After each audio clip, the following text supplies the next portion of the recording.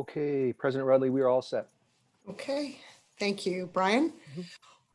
All right, I'd like to call to order the June 10th, 2020 meeting of the Board of Education. And I'd like to ask Trustee Greg Galiff to lead us in the Pledge of Allegiance. And Illy will be putting up the flag shortly. Okay, please join us if you'd like to stand.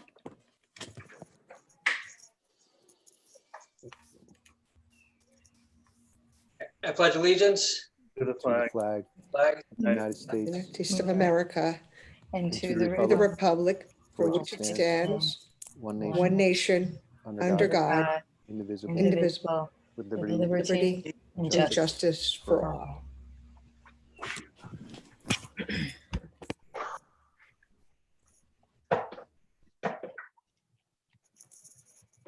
Okay, I'd like to take this time. We're going to have 2 moments of silence. First, as we've been doing every board meeting, is having a moment of silence for the people who have lost their lives to COVID-19 and who are suffering. And I'd like to ask everybody to join me and out in the audience as well for a moment of silence. Please join me.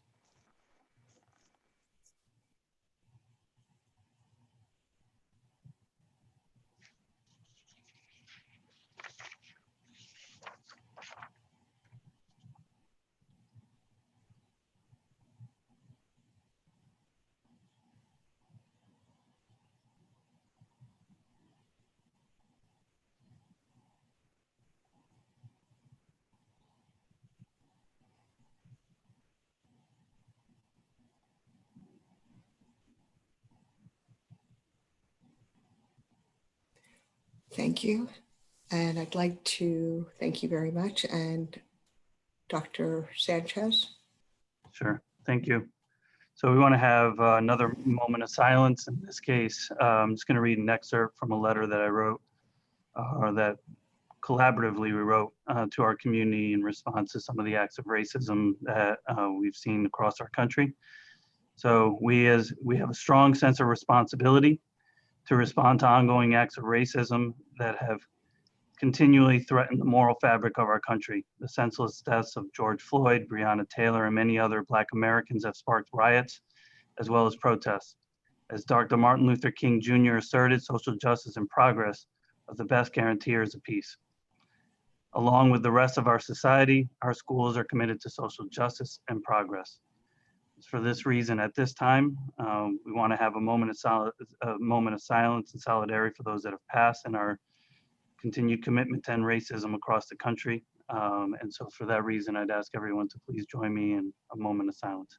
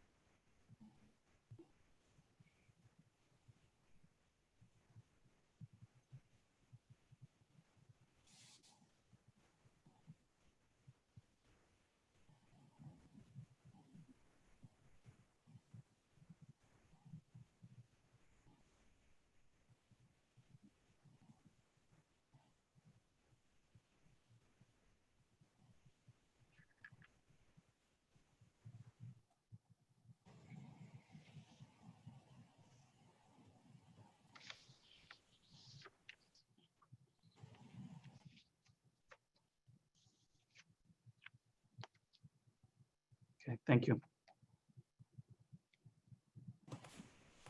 Thank you, Dr. Sanchez. Now I'd like to ask Illy Ortiz, our district clerk, to share the agenda so the audience can see it.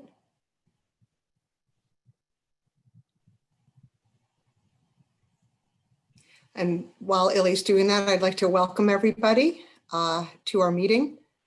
And we're going to move up a couple of items to start. So hang on, we're just gonna have the agenda up there. Okay. Thank you, Illy. All right, so to my colleagues on the board, I'm going to need you to unmute because we're going to need to move up some items, some resolutions, some very proud resolutions. And Lisa, if it's okay, can we start with, do you mind if we start with number 1 first? Just, Yep. Okay. Mhm. Just do you want to start with the resolution and then we'll go into it, or would you like to start with the presentation? Let's start with presentation, then we'll take action, if that's okay. Okay. Yep. Great. All right.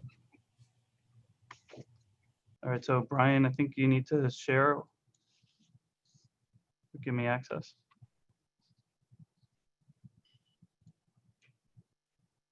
There we go. Thank you. And then we're just going to kindly ask our colleagues, our tenure recipients, to raise their hands so that Dr. Alm can allow you into this virtual space. We can all see you. So I'll wait for that.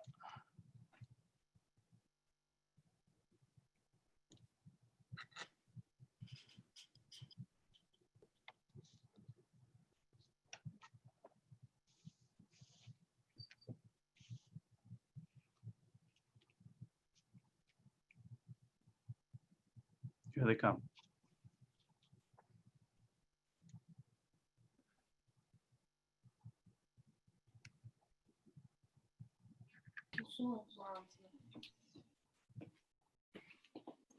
I have to say, this, just as an aside, this is really cool. We get to see all kinds of, see families. This is great. The whole Gurgis family. Hello.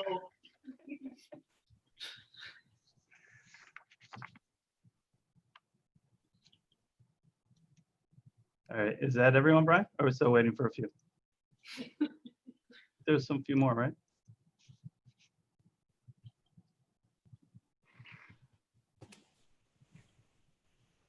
Oh, we got Melch Juniors.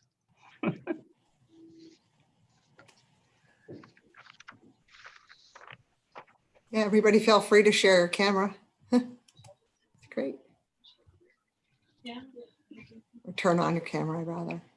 All right, so I'm going to begin. First of all, this is a very special night. It is a special night every year when we get an opportunity to speak on behalf of our tenure recipients. This is going to be just for our tenure recipients, slightly modified. Later on tomorrow morning, we're going to send out to you the remarks from your principals and your supervisors so you can get a sense of some of the special words and what you've meant to them during this period of time. But I just want to take a few moments to recognize each and every one of you.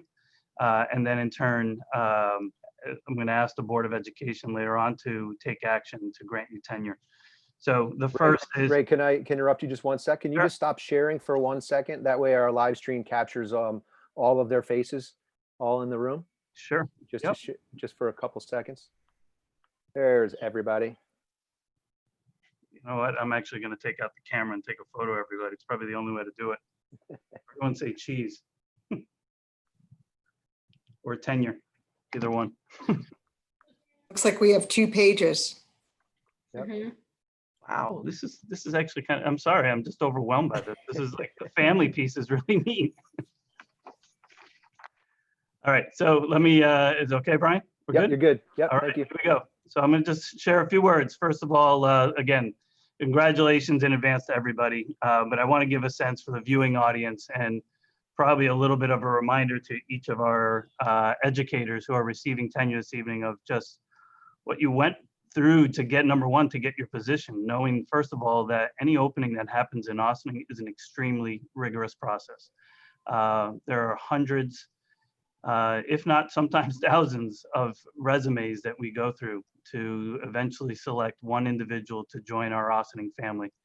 And it's a process that I know many of us partake in, and I take great pride as superintendent to have the opportunity to meet with finalists and talk to them and get to know them very well.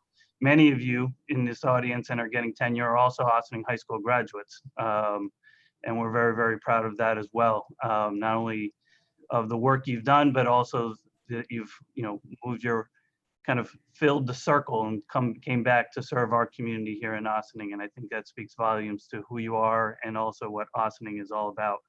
So I'm gonna, just for the viewing audience, get a chance to actually walk you through each of the tenure recipients. And we promise that these are some of your best photos, but I'll just give a sense of who everybody is and the buildings that they represent, and then I'll just finalize a few extra words on their behalf. So at the middle school, we have Natasha Javed, she's here. It's okay to, she's a elementary teacher, 6th grade in this case. Actually, if you walk into her room, there's posters everywhere of all the work that she does. Courtney Mercorella, special education teacher at the middle school.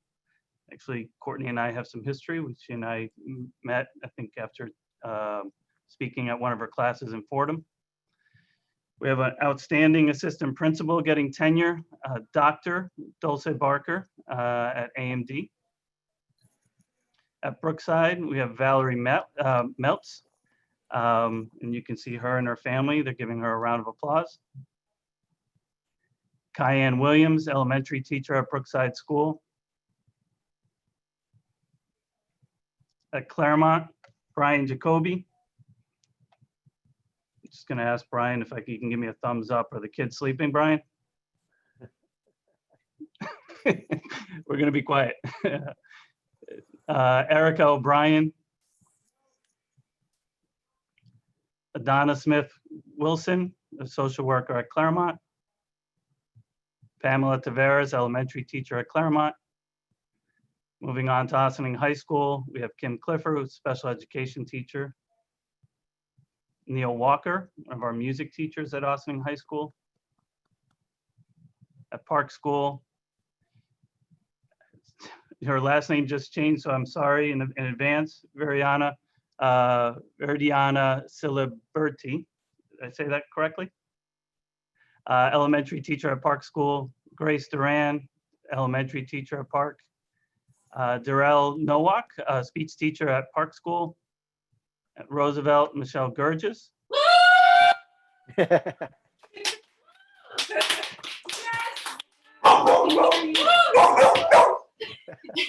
Even got the dog to participate. Yes. Michelle Rosa, elementary teacher at Roosevelt School. And at central office, two colleagues that I work very closely with, and I'm very proud to announce their tenure. Our videographer there, or the person in control of the Zoom right now, Dr. Brian Alm. And Joan, it seems like such a long time, but Joan Garone, our Director of Human Resources. So just to share a few words before I ask the Board of Education to take action. Number one, I'll start with our teachers, is that clearly I talked about the rigorous process that everyone goes through, but you play an important role, and you know and should know for all our educators that you play an important role in shaping the future of our students. You impart your knowledge on a daily basis. You teach them ethics and values, and you see the potential in each and every child, and you help them fulfill their potential. And for that, there is eternal gratitude. And just know that, not only in the work in this short period of time that you've made a tremendous difference, but we look forward to you continuing to make a tremendous difference in the lives of every single child that you serve, and many others throughout your long career here in the Ossining School District. And I just want to share that some of you have shared this in other tenure receptions, that you each have magical powers, or what I will affirm as as superpowers. You know, you play different roles. You have this ability to be friends and mentors to our students and colleagues. You have the power of creativity and this never-ending potential to just, you know, adapt and do what it takes to respond to the various needs of the children in your classroom. So just want to advance, congratulate every single one of you for all that you've done and congratulate you on receiving tenure. And for our administrators and our colleagues, Dr. Barker, Dr. Alm, and Ms. Garone, you know, I pulled out this book that I think kind of represents all three of you, which is The Servant Leader by Robert Greenleaf. Within there, he references the fact that, you know, strong educators have empathy, foresight, and awareness, and put others before self. And each of them, both Dr. Alm, Ms. Barker, and Ms. Garone represent what I would call as all servant leaders, putting others before self and doing what's best to support our teachers, our communities, and our families. So I want to congratulate each and every one of you. You have a big viewing audience of supporters that are here. And again, I look forward to seeing all the great things that you're going to continue to do on behalf of our children and our community here in Ossining. So I'd ask everyone, both in the viewing audience and those here and those that are receiving tenure, you can actually unmute yourself and just scream and just give yourselves a round of applause so we can hear you. And Ray, can you unshare again? Then you can see everybody. All right, well, hold on, guys. Sorry, we're all new to this, folks. There it is. Yay, everybody.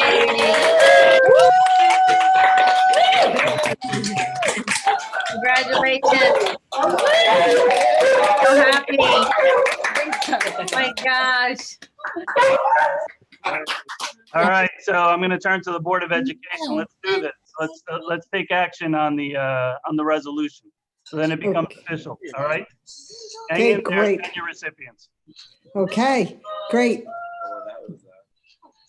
Excellent. All right, I'm going to ask my board colleagues to unmute.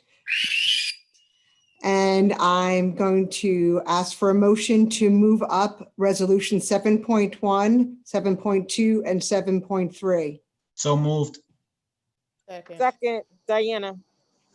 Okay, all in favor to move it up on the agenda? Aye. Aye. Okay, now I'm going to move, call a motion to vote on 7.1 through 7.3. So moved. Second. Okay, resolution 7.1, resolution regarding an administrative staff tenure appointments. 7.2, resolution regarding professional staff tenure appointments. And resolution 7.3, resolution regarding confidential staff tenure appointments. Okay, any comments or discussion? All in favor? Aye. Aye. Opposed? Abstentions? Great, resolution 7.1 through 7.3 has passed. Congratulations, everybody. You can unmute yourselves one more time. Yes. Congratulations. Aye. And on behalf of the Board of Education, we would also like to congratulate everybody. And we know all the hard work that goes into this year after year and everything that you do for our children. And quite a historical year, as we've all had the last 3 months indoors and e-distancing. So it's been a challenge and an historical time. And we want to make sure that we can celebrate with all of you because this is a huge milestone for you and your families. And we look forward to your continued success with us and the Ossining family and the Ossining schools. So thank you. So I just want to add, I'm sure our tenure recipients can look out into the audience of the attendees on the Zoom and note there are many colleagues and administrators and teachers here supporting you. Later on today, I'll send out, or later tonight, we'll send out a letter with all the remarks from your building administrators, and the OTA president has also shared a few words. So in advance, congratulations again, or not in advance, congratulations. Enjoy the rest of your evenings, and to the families, thank you for your support as well. I'm having this visual of the Gurgis family right then and there, right? All right. Thanks, everybody. And thanks for sharing and taking part in tonight. And truthfully, enjoy the rest of your evenings. And thank you for everything that you've done and you'll continue to do on behalf of our children. Okay, this is going to take me a minute.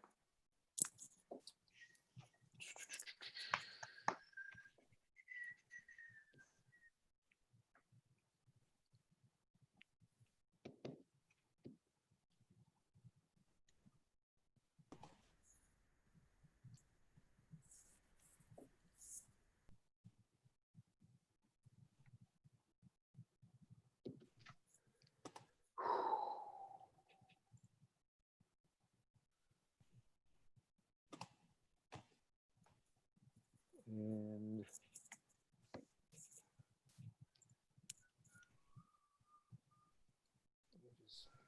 You good, Brian? one more, sorry. Okay, great. Okay. And actually, you can proceed because everybody else has turned off their cameras and I can move them over as we go. All right. So Brian, I'm just going to ask with Ms. Rudley's permission to bring in one of the participants. One is already here, Kim Mauricio and Dixelia Lopez. If you can find her, bring her in. Yep. Here she comes.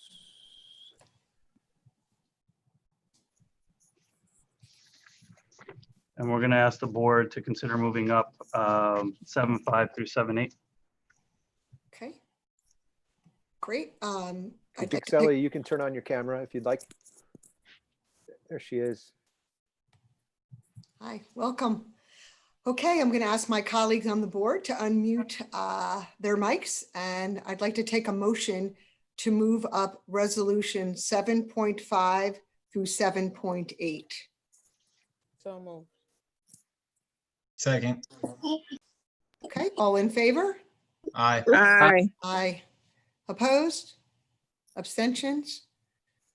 All right, I'd like to take a motion to vote on 7.5 through 7.8.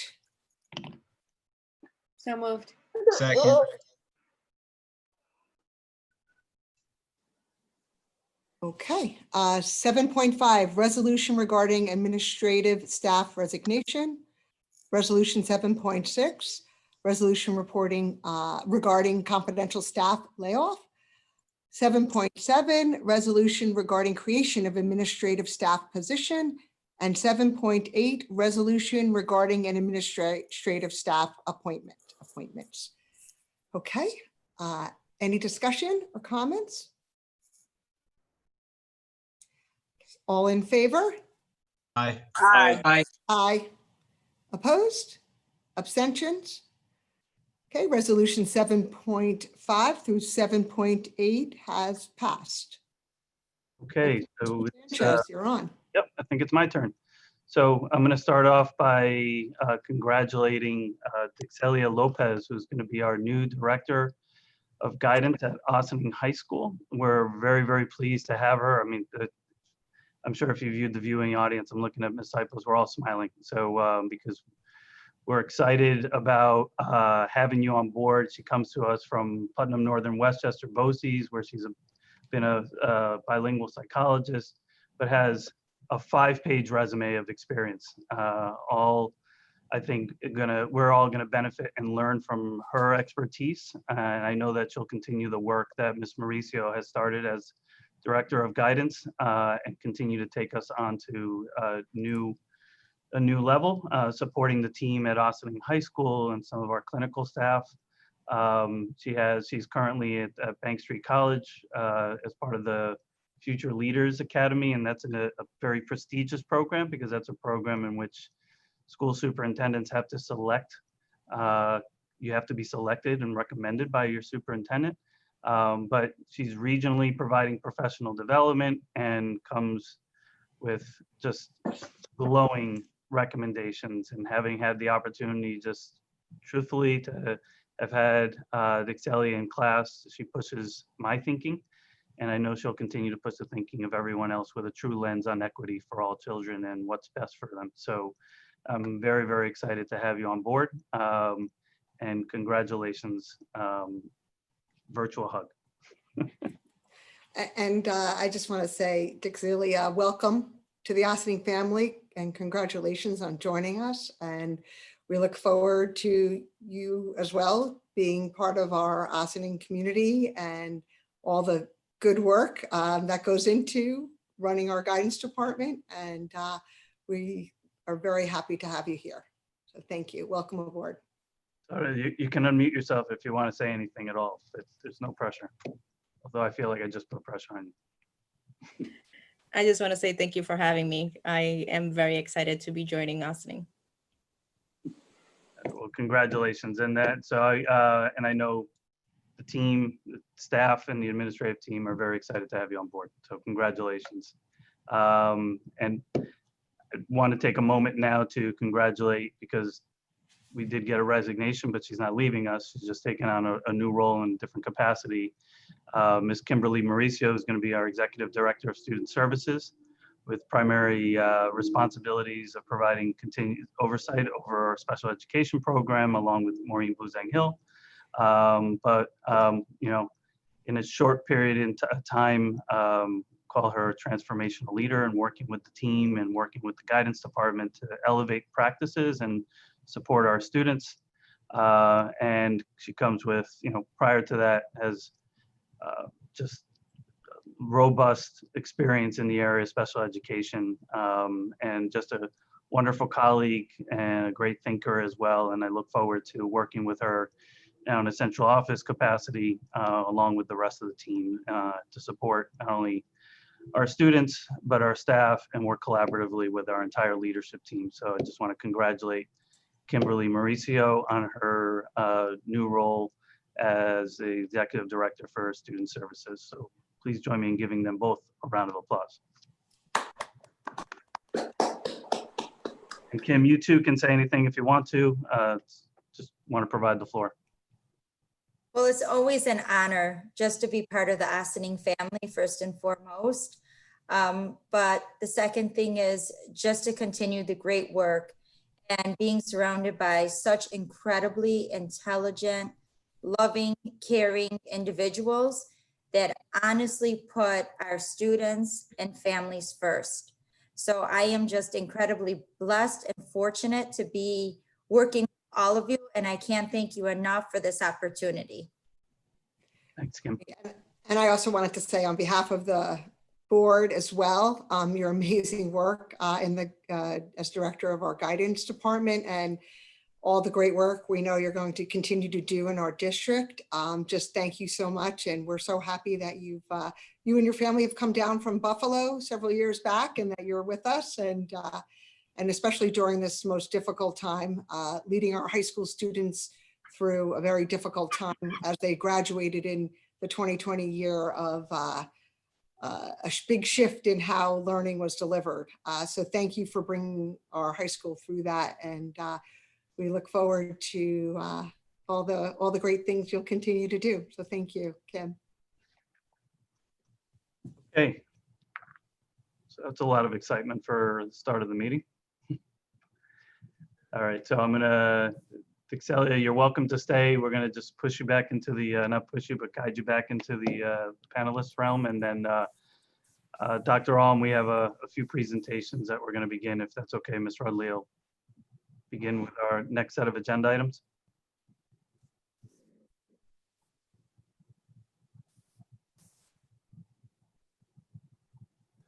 You need to, Lisa, we can't hear you.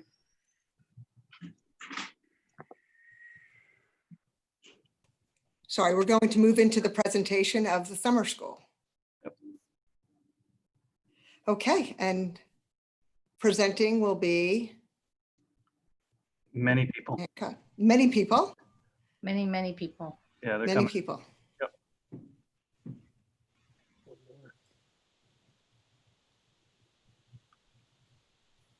And thank you, Dr. Alm, for all the technology that you're to keep us going on the board meeting. Thank you. All right, so I think I'm going to facilitate the PowerPoint portion of this. And I'll just do a quick intro for everybody as well. I think I got everybody. If I didn't, just raise your hand there digitally. I'll get you.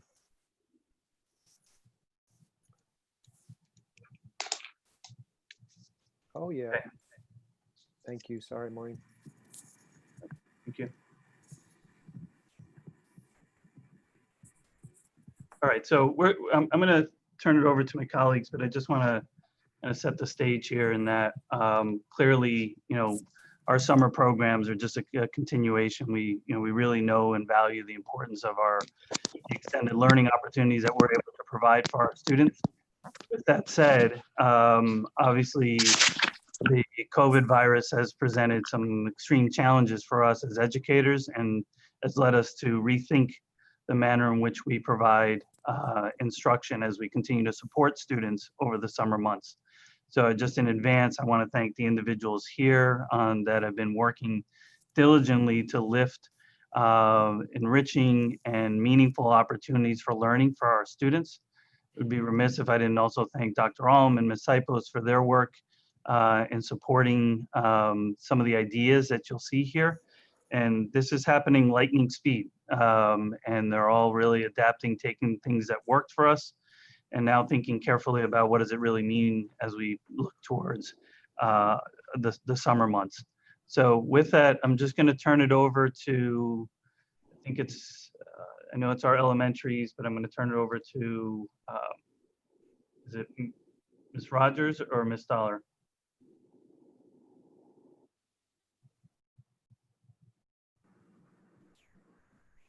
Carolyn and Melissa, you guys can Yes. unmute and hop right I'm in. ready. Can you hear me? Yes. Excellent. Good evening. As you know, my name is Melissa Stoller and I am the assistant principal for Park School. Today, I will be sharing with you the shift that our Ossining UFSD summer program has taken to be responsive educators. This year, our vision has been to redesign our program and take it to the next level by focusing on project-based learning. Through this new approach, our students will engage in rigorous projects driven by their passions, and these projects will be carefully planned and managed by providing students with meaningful feedback during synchronous sessions that will empower their next steps during their asynchronous sessions. I am now going to introduce you to Carolyn Rogers. She will be presenting our mission. Hi, good evening. Can you all hear me? Okay, great. I'm Carolyn Rogers, the assistant principal at Claremont, and I just wanted to share a little bit about our PBL mission statement. It's a project-based learning curriculum that has been designed to motivate and engage our students with a high-quality instruction so they can meet their needs and interests while connecting the projects to contact areas and also leaving room for students to celebrate their thinking and their learning. I would also like to begin with highlighting the overview of the program. So just a basic overview, the teachers will meet with students twice a week for 1.5 hours. The first 30 minutes will be connected to cell components in via of calm classrooms and community circles with a focus on mindfulness, listening, and reflections of students. The next hour will be based on teachers touching base in guiding students with their projects, and the group size will be around 10 to 15 students per class. We also have success mentors and teaching assistants. They will provide further support for our students who needed extra guidance to create and complete their projects. They will also meet with students twice a week, just like the teachers, for 30 minutes at a ratio of 1:1 or 5:1. These success mentors are students, college students who have been already working with our students and supporting them academically. To further discuss more of the project and how it's designed, I'll pass it back to you, Melissa. Thank you, Caroline. So during the second component, if we can go back to that slide, thank you. Of the live meet, students will engage with project-based learning experiences twice a week. They will have an opportunity opportunity to have synchronous direct instruction with a teacher to continue developing their inquiry, learning more about resources they can use, and receiving specific feedback that they will use to continue leading their offline independent work. During asynchronous time, assistance will be provided by teaching assistants and success mentors. It is important for us to mention something that our colleague Tony Terrell, the assistant principal from Brookside, is working in collaboration with Andrea from Claremont. I forgot her last name, sorry. Nardella. Can you say it again? Nardella. Thank you. So students will be receiving badges that will be allotted to a point system for participation, project completion, and engagement in reading. This system will be carried through August to increase reading volume in our elementary schools. And that's what we have for our highlights for the elementary. And we'll move to the middle school. Good evening, everybody. I hope everybody can hear me. My name is Craig Dreves. I'm the assistant principal at Ann M. Dorner, and my colleague Ellie Mercado is also working with me on this summer Explore and Learn. At AMD, we're really excited to be aligning our work with the elementary program and working under a larger umbrella. Our work, started with looking at this idea of choosing your own adventure. We wanted to give our students a lot of choice. We wanted to have really highly engaging and really exciting topics for the students to look into. So it's all project-based learning, and what our students will have opportunities to be looking at are really incredible things, because we've got a great team that's been designing some really, really cool topics. They're looking at designing trips around the world, entrepreneurship, football by the numbers, designing sustainable islands. Some of them are looking at, the cost of social distancing and developing a second Earth as we look into the space race, creating Ossining tourism commercials and adopting pets, career explorations, and a ton of different topics. Students will have a wide range of topics to look into, and they'll have choices. And those sessions will be live and recorded depending on days, and there will be some flexibility in the students' schedule and how they approach their learning. And they will each be participating in 2 Explore and Learn projects per week. One will be humanity-based and one will be math and science-based. And each one will be based on a 4-day, kind of exploration of this topic. And then they'll be able to delve into a new topic and explore some new interesting ideas to keep their minds agile and engage with the academics. They will all include literacy, math, problem solving, and essential skills, foundational skills. And we're also going to kick off our program, recognizing the need to look at the social emotional needs of our students. So our first week is actually kicking off with 2 days of really looking at, how our students' wellness.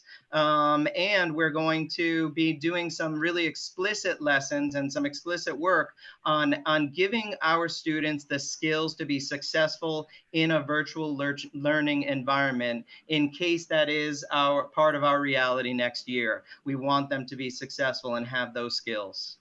At the end of the summer, we'll be looking at a live celebration with our students. We'll have a premiere of a movie of the highlights of all the work and all the learning that they've done, and we'll share that with our families and our communities. But overall, I really need to say that we've got an incredible team. We're excited to be aligning with the elementary group and bringing in some partners. And I think that we're really going to have a great program this year. Thank you. Thanks, Craig. Hello, my name is Mirla Puello. I'm the Director of Student Academics, and in alignment to the elementary schools and the middle school, our Ossining team is also aligning ourselves to project-based or problem-based learning. My colleagues, Chris DeMaria, Latoya Langley, Stephen Hancock, and Brian Alm have worked together to really create a wonderful opportunity for our high school students. We actually have 2 programs that we're going to run at OHS this summer. The first one is the One Summer, One Project Credit Recovery. And we're very excited about this opportunity because there are no regions. Yay! So this has allowed our faculty to really be very creative and very precise about what are the essential skills and concepts that we want our students to be able to learn. So it is an opportunity for us to bring their passion to the forefront in various subjects, whether it be algebra or living environment. And for the first time this year, we're offering earth science. So we're going to have a combination of some of our 8th grade students and our high school students working together in combination. As many of you know, we're going to be doing synchronous and asynchronous learning. And we are going to go public with the projects that we are going to be implementing with our students. The other program that we're conducting is the Freshman Academy. And we're very excited about this program because it's really helping our students transition from the middle school to the high school. And here, what we want to do is we're offering a 4-week program in which students will engage in mini projects in various content areas. So 1 week they'll be working in social studies, the next week they'll be working in English, living environment, and global studies. And throughout these mini projects, we're going to embed social emotional skills, digital citizenship, and really how to be successful at the high school level, everything about credit learning and future careers. Again, one thing that we want to do is go public. So this work is going to be celebrated because we are excited for students to demonstrate their knowledge. One thing that's common to both projects that we're bringing in, thanks to Dr. is this participation in a program called I Could Be. And this program, it's really a mentorship program that's conducted online. It's almost like a gaming opportunity where kids actually explore different career opportunities. So they'll be able to explore alongside a mentee and a mentor relationship, engaging in a variety of quests in order for them to really learn about what they hope to be when they grow up. So Ossining High School is very excited for these 2 opportunities, and we are happy to join the rest of the team in project-based learning. And with that said, I would like to turn it over to Maureen. Hi, good evening, everybody. Our extended school year program will continue as in past years to focus on students' individual IEP goals. This year, and we thought it would be a very timely topic to do so within the context of essential workers, and to teach students not only what essential workers are, but what role each of these people plays within our community. What we're doing is we're very fortunate in the Ossining school community that so many of our faculty are community minded, are involved in many organizations such as the Auxiliary of Police, OVAC, and the fire companies. So we're going to take advantage of utilizing individuals that many of the students may know. Our plan is to begin the week teaching students about the particular essential service.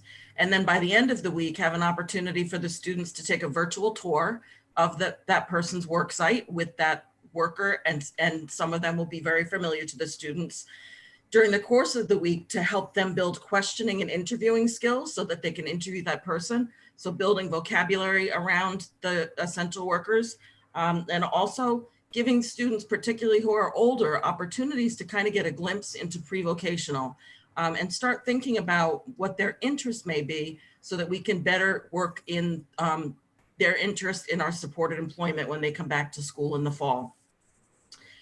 We will also have a school psychologist who will be popping in and out of classrooms. We found that particularly with virtual learning, we've identified parents who could use a little bit of additional support. So she'll be popping in and out of classrooms and then touching base with families outside of the learning sessions to see how we can continue to support the students while they're home.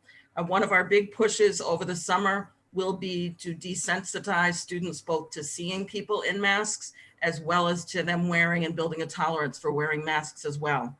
So we're aware that Governor Cuomo on Friday said that schools may open live during the summer.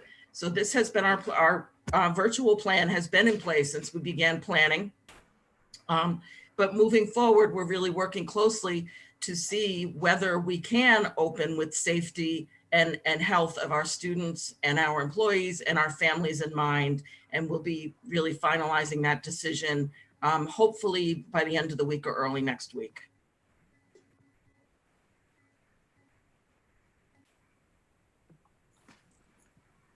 Hi, everyone. I'm going to share on behalf of Nancy De La Cruz Arroyo, who had a family commitment this evening. So this summer, we're giving intentional thinking to our dual language students.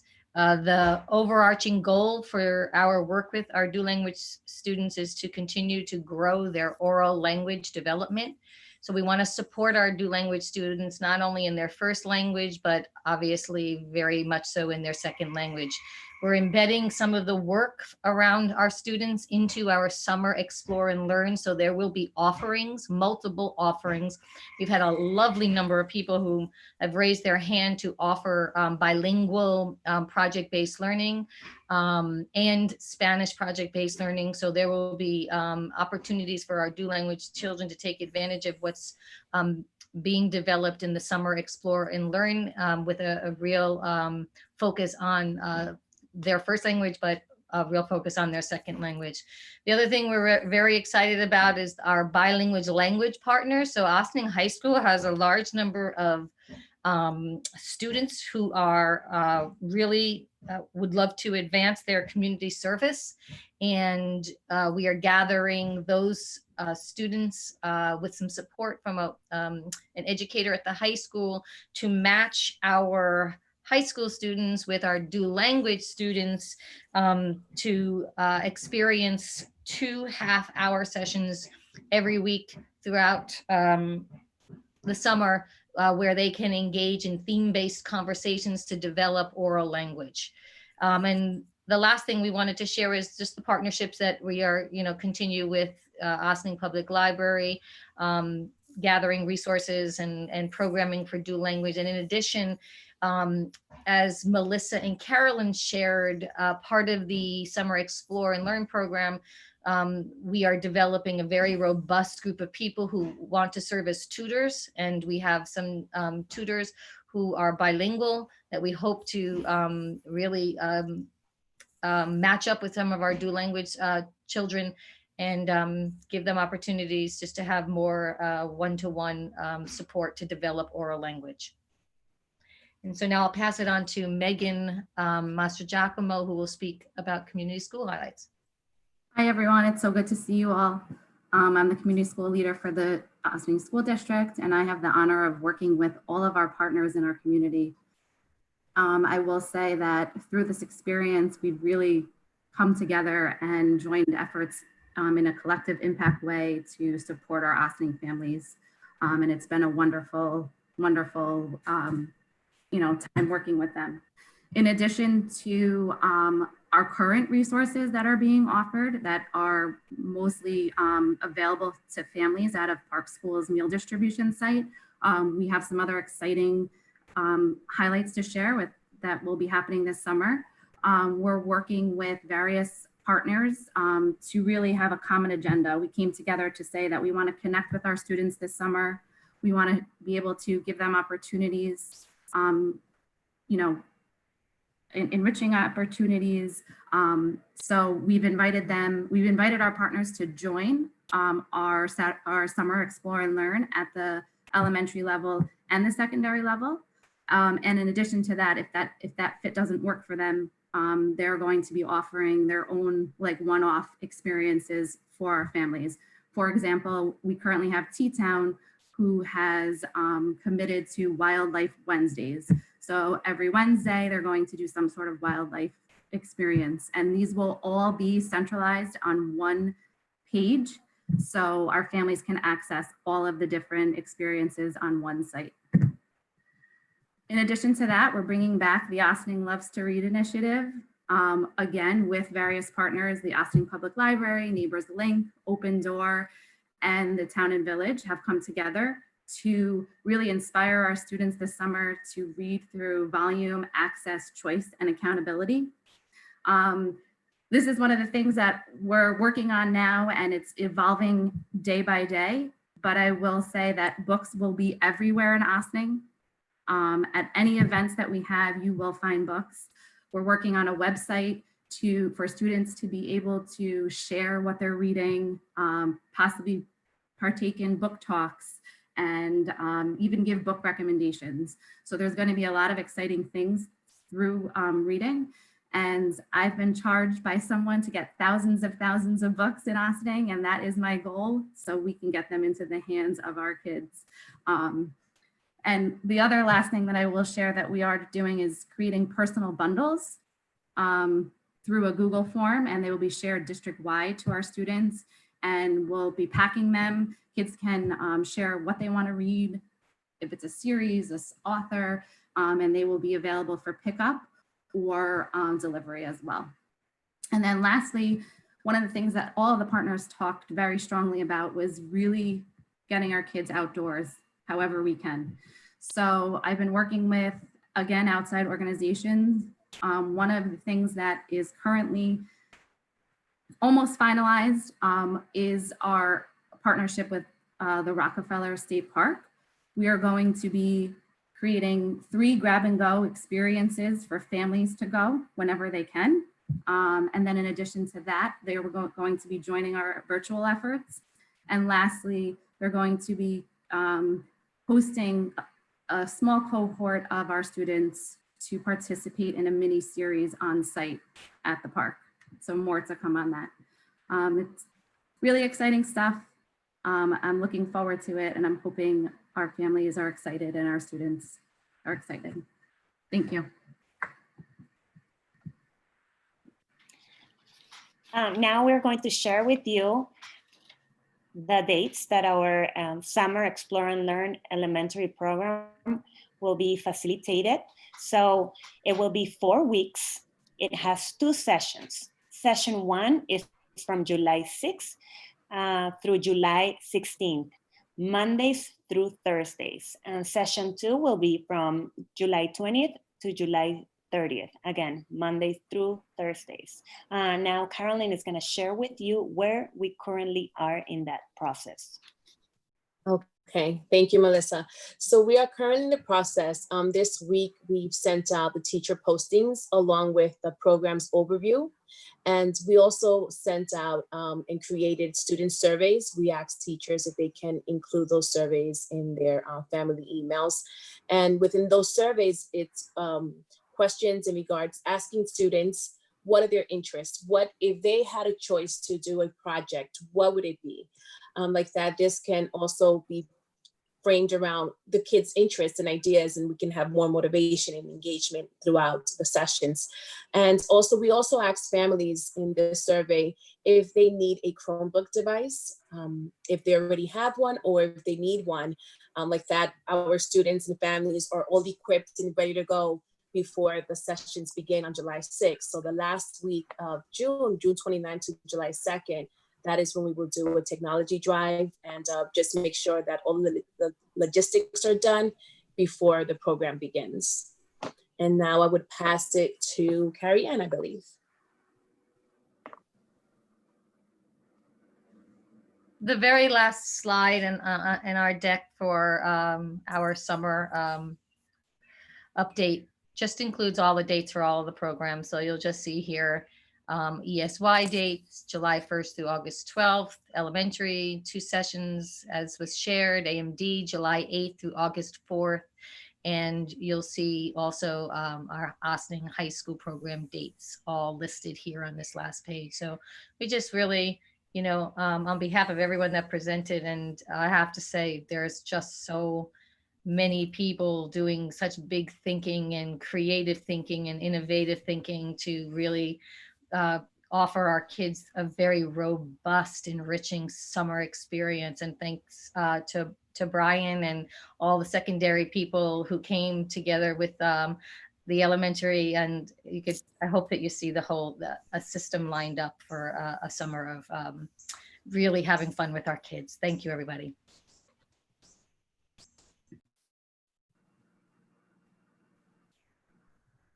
Okay, thank you. I'm going to open it up unless Dr. Sanchez wants to say something first. I'm going to open it up to my colleagues on the board to ask any questions if they have or make any comments. And then we'll go to audience members if they'd like to ask any questions or make a comment on just this particular agenda item. So thank you all very much for this very robust presentation. And I'd like to open it up to my colleagues and maybe if we could maybe stop sharing the screen for a second and then we could see everybody. Sorry. Okay, great. Okay. And if you'd like to ask a question, please unmute your mic. Any of my colleagues? Catherine, I see your mic is unmuted. Did you want to ask a question? Yeah, sure. So maybe I missed this part of it, but is the summer programming intended for all students and anybody who wants to join, or is it targeted summer programming invitation only? So for the summer program, every student is invited to join. That's why we are sending the survey through teachers right now, through our oblasts, and we're gonna be sending this through our district oblast because we want to provide this to all Ossining students. And so how is that working in terms of, I guess, hiring the staff for the summer? Are we like, do we need to be telling families you must fill out this survey by a certain date if you intend on participating in order for us to make those staffing determinations? Is that the message that needs to be rolled out? Yes, we have provided in the survey. I believe the deadline is Friday, June 10th. Okay. But we're also extending depending on how many numbers we get. Well, we'll extend it for next week as well. Okay, so I'm sorry, that's Friday, June 12th, right? Yes. Sorry, yes. Okay. So this is just the development of the ideas for the projects. Survey is just asking kids to help us plan around their interests. But once we have the projects, they will go up and there'll be a registration process. Oh, okay. So yeah, I guess I'm trying to understand, do we have a sense of how many students we're expecting to reach with this just generally, or maybe a little bit more about the process? So in the past, in the elementary academy, we have served 300 students. This year, we're trying something new, something innovative, because we are all for equity. So we want to make sure that everybody is invited. We are also working collaboratively with teachers to identify our vulnerable students, those students who will benefit from being in the program, who perhaps parents miss completing the survey, to then reach out to them and make sure that we invite them and that we provide them with the support that they need to enroll with us, and also to give the voice to our students, to all our students. Then we are going to continue the process, like Carrie Ann said. We're going to see what are those passions that we have for our elementary students, because at the end of the day, we want this summer to be fun, full of learning, and for our students to discover how much they can do on their own when they know how to go for something. I think there are concepts folded in here that are really great that I hope that we can also carry over into the next school year. And one of those was the explicit lessons on virtual learning for students and how to navigate that so that they are successful. Because I think that the virtual learning, at least a component of it, is very likely to continue. Even if not in September, it's very likely to come back in some form or another at some point during the school year. So helping students figure out that it is a requirement that they do figure out the virtual learning, and then helping them learn how to do that in a way that's best for them explicitly, I think is important, and I'm glad to see that in here. And then, you know, you've probably seen all three of my kids like a circus coming in the background just on this Zoom meeting. I am a parent that is struggling to work full time, and my husband is on a conference call for something that blew up at work right now. And I've got a 9-year-old watching a 2.5-year-old with special needs. And I don't know where the 7-year-old is. I think he was in here without a shirt on at one point, but that's the reality of a lot of parents in virtual learning, and that's our reality this summer. So I appreciate the effort that is being made to include all students and do things that are different and will hopefully be engaging for students. I do have concerns on the dual language aspect of it. It seemed vague. I know that there have been rumblings from families in dual language that have been concerned about the continuity of the program through virtual learning and a desire for more synchronous learning. And I hope that that's being looked at. I know that the buddy system was a little bit hit or miss this between March and now. And especially with, I just hope whoever is signing up to be a buddy not only is prepared to talk in Spanish, but knows how to talk to, for example, a 7-year-old in Spanish or an 8-year-old in Spanish. And that we're not sort of setting expectations with learners that they're going to be paired up with a buddy and then things fall through, because that's doubly difficult for them. So I know that more attention is going to be put towards that. And thanks everybody for your hard work. I appreciate it. Great. Thank you, Catherine. Any other board members? Greg, I see that you're unmuted. Sure. A couple comments you've addressed. Pieces of this were all in my comments. So, and you guys have a lot more experience on this than I. One thought that came to mind is I know we've talked about transportation limitations in the summer and just the challenge of getting students to summer school without transportation. So the approach of inviting everyone and not having the transportation hurdle will be an interesting experiment. Obviously, there's some technology limitations and remote learning limitations, but that will be an interesting experiment. I know there's no regions, and this you don't necessarily need to comment unless somebody wants to. I'm worried about, the 9th grader who didn't have to take, say, the algebra regions and now has to go to geometry and then, head down the math path or things like that. And they've gotten that summer support so that they pass the regions. It seems like we might have an opportunity to still give some of that support in maybe a less stressful environment where there's not the stress of taking the test, but there's just the opportunity to still make sure that kids learn. I know my daughter's not happy about it, but I'm making her take, algebra regions till she gets a certain score to know that she's learned her algebra for the year. Because I've gone through with my son, I know you need to learn. It all layers on each other. So hopefully you keep an eye on that. The two that I saw, you hinted at the tutor. Okay, my daughter happens to have been tutoring a 2nd grader the last couple of weeks. It's a really interesting use of remote. Some of it's doing math tutoring, some's working on projects. So I know you hinted at some of that at different levels over the summer, but we will have kids, and I know that's a project and it's own to manage that, so it's not the easiest thing to do. But that's an interesting for the summer. And the last idea that comes to mind is just clubs and whether thinking more at AMD and OHS, but it doesn't mean you can't do it at the elementary schools where, I'll use MBK as an example, but it can be versions of lots of clubs that potentially would be fun to have meet weekly, every other week, and just, do some fun things together, depending on the age group, and continue conversations. So again, I know that's a whole nother, I know that we don't have unlimited resources to run this stuff, so we can't do it all, but those are just ideas that came to mind. Okay.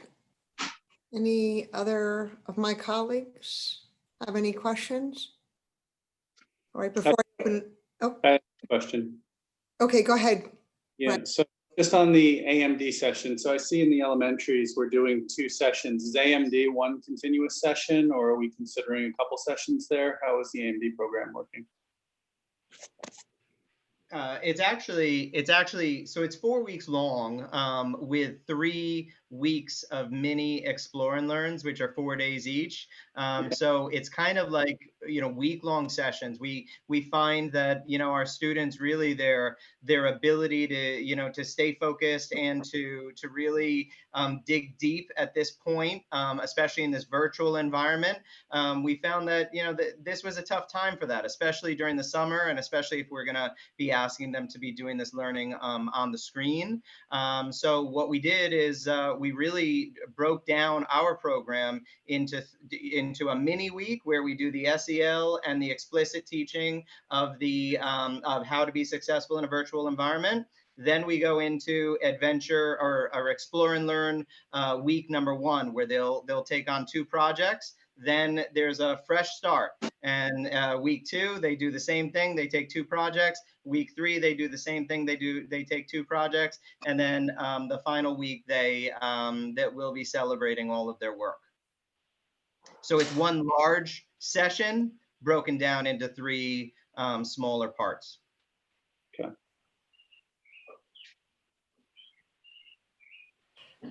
Anything else, Trustee Schnecker?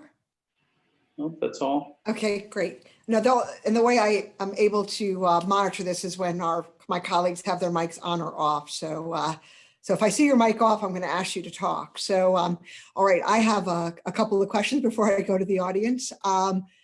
In terms of, I know you're asking about technology, if they have their computers and so forth, and I'm just wanted to make sure you're going to also ask about Wi-Fi, because I know some of our community members have had difficulty with Wi-Fi and connection. So I'm assuming that's part of the technology questions that you're asking your survey. Okay, great, thank you. And I got some head nods for the audience, so just to let everybody know. So if anybody wants to just unmute and share the yes with me, that would be great. Miss Rogers, that would be great. Yes. Okay, great. And we've basically determined as best as possible a lot of the students that had difficulty with their Wi-Fi. And I know we've worked out some hotspots with cellular phones and so forth to help our students get online with their classes and do their work. The next thing is any of the materials that may be needed, physical materials, how do we expect those materials to get to the students? Any materials that they might need in order to participate in some of the project-based learning enrichment series. One of the things that, go ahead, Greg. Sorry, go ahead. Ms. Rogers and then Mr. Dreves. Okay. So one of the things that we've been discussing, kind of brainstorming a little, is how can we provide the materials? So during the registration of the courses, we will have like a little blurb of what the materials you may need. And most of them might be just household materials, but if they still need that, then we would kind of look at the data and see how many of our families still need those materials and combine them on the same time they're gonna pick up their computer devices. So hopefully that we can, if you need a device or materials, you can come in and pick them up. And our hub, we're thinking of possibly maybe Park School or a centralized location for that. Okay, and then Mr. Dreves and then Ms. Stoller. So part of the conversation that we've had with our team really is, this is a virtual learning, it's an explore, but we're asking our teachers if there are materials to really think about what is it that might be found around a house if we're going to be doing those sorts of things. I mean, we'll certainly supply. We're still fleshing out our ideas. Many of them will be research-based, taking virtual tours around the world to see if there's life on Mars and things like that. But actual physical materials, there's probably a minimal, amount of that, but we're definitely asking our teachers to keep that in mind. And if there are things, what would our students find around the house that they could possibly be creative and retool and repurpose to use for their learning? And hopefully not needed in the house to use it. That's Yes. something that could be. I might get a lot of calls. Pillows and blankets and things like that. Okay, great. Thank you, Mr. Drees. Ms. Stoller? I wanted to add that part. We do not want to limit our students' thinking and we do not want to give them the work done. We want them to think, to be creative, to really look for the resources that are going to best support their projects. So that's one big important piece that we have to remind ourselves, because if we are walking around the world thinking like, oh, well, I don't have this or that, I cannot do anything, then we are creating a limitation to our students. We want them to be able to problem solve. Our project-based learning projects are problem solving, are thinking outside the box, because that's when the world then is exposed to new thinking and new ways of doing things. The second part that I want to add is that maybe sometimes we do need to provide some resources to some of our vulnerable families. And we have we're a great team, let me tell you that. And I want everyone to know that. And we collaborate with Megan Mastrogiacomo, and she opens up her arms, her hands, and her connections with the community. And she has already raised her hand and said, if you ever need something, come. I have stuff here, and she already gave us some ideas. So we're just waiting. We don't want to give and spoon-feed students with things that they can do. We want them to say, I want to do this, and think about go through the planning process and think about the tools that best will support your project. Great, thank you.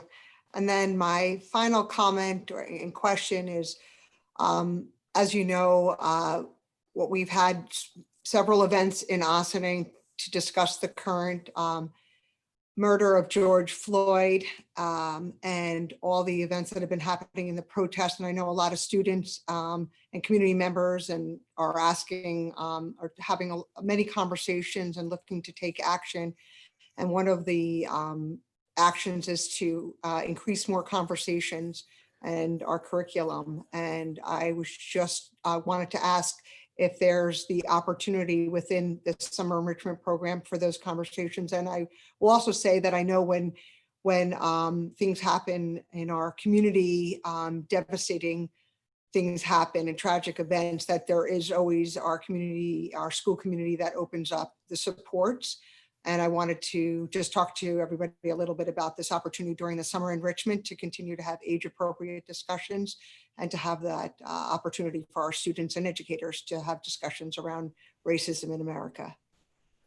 Well, I'll start, and then I'll have Mirla, Craig, and Chris, if need be, fill in the gaps behind me, and then we'll go to elementary. But that's an extremely important consideration and thing that's been really on our minds in the last few days. And so we have designed the system to have strong socio-emotional supports.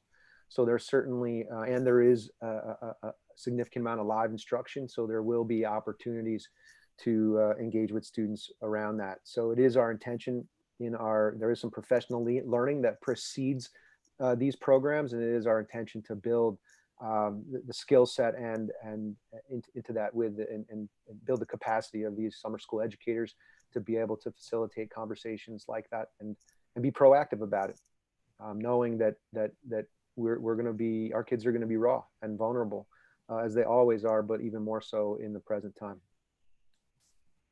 Thank you. And I would just add on the elementary, and maybe Melissa and Carolyn, you can jump in there. We intentionally built in an SEL component. It wasn't there when we started our thinking in a very deliberate way, but now it is intentionally there. So when kids are going into synchronous sessions around projects, they will begin with some circle time to one, build community, and two, to have developmentally appropriate conversations about what people are living through in the pandemic and the racial tension across the nation that, is filling our kids up in lots of ways. And so we intentionally built that circle time in this summer so we could give opportunity for conversation and I guess what I'm really calling places for healing. Mm-hmm. Yes, Carrie Ann. The first 30 minutes of each session that the students have with the teachers will be a some cell component of community circles, reflections, just it's the reality we're facing, and kids need to talk, and sometimes they feel safer talking amongst their own peers and with their teachers. So we want them to be able to express how they're feeling. So that's where we've allocated the first 30 minutes to let them just reflect and just be kids and just talk. Mm-hmm. And I want to add that Dina Simons reminded us in one of the professional developments that Dr. Sanchez shared with us, that SEL is not something new. SEL is something that we have been practicing as educators since we started our jobs. SEL is about relationships. And I'm sure that you all remember about 2 years ago when Dr. Sanchez was all about relationships, right? And how the work that he has done with us has been building in to support our current events. So how important it is for us to first create a relationship in where that environment is a safe environment for a child to express his feelings and emotions. And second, how as educators, we need to learn how to listen, right? We're not solving problems, we're listening, because based on what we listen, we are going to assess our community needs. In the lower grades, in kindergarten, we're going to learn how we can best support families when children at such a young age need also that support from their parents. So then we can talk to Marcela Levin, our parent coordinator, to then work together to find ways to support our community, because through our children, we learn our community needs. And then when we work with our children, our teachers, and then our community, we're really collaborating and working together, holding hands to create the world that we want to live in. If I can add from a middle school perspective, you know, our students are young activists in every way, right? And this is exactly the time when that's really starting to burgeon. We were talking actually with one of the teachers. I was actually reading this book, Julius Lester, about Let's Talk About Race. And I was actually talking about a teacher about fleshing out some ideas. And he talks about in here, he says, you know, I'm a story, so are you, so is everyone. And it's still being fleshed out, but it's important to, you know, to provide that space and to, you know, I believe we'll be offering a very intentional explore and learn, you know, that allows students this space to tell their stories, to find out, you know, each other's stories, look beyond the skin, and really, you know, dig deep in what really matters about us as a, you know, a unified human race. We were just talking with a teacher about that, and I'm hoping that she's going to flesh it out, and we're going to make that one happen too. Lisa, I am so glad that you asked that question. Merla, we're losing you a little bit. Oh no, I'm sorry. My Wi-Fi is off today. Sorry about that. Can you hear me now? Great. I just wanted to thank you very much for bringing that question to light. Students are hurting. I think that not only are they missing their teachers, but their friends and their colleagues per se. And one of the things that I've realized, I've had the opportunity to into the Human Rights Club, to La Sisterhood, and a few other student groups, where the opportunity to just listen and clarify and talk to each other has been a cleansing experience for them. One of the things that we're going to definitely implement, we have been learning this week about creating circles, community building, as Carrie Ann mentioned. We are hoping to bring that in for our student population. But one of the things that I've realized is that when they're the ones who own it, they really are able to share. And so one of the things that we're going to be talking about with our teachers, who we have already identified, we have started to work a little bit with them about what project-based learning should happen during the summer, is how do we embed children's identity, what they're going through this pandemic, as well as the murder of George Floyd.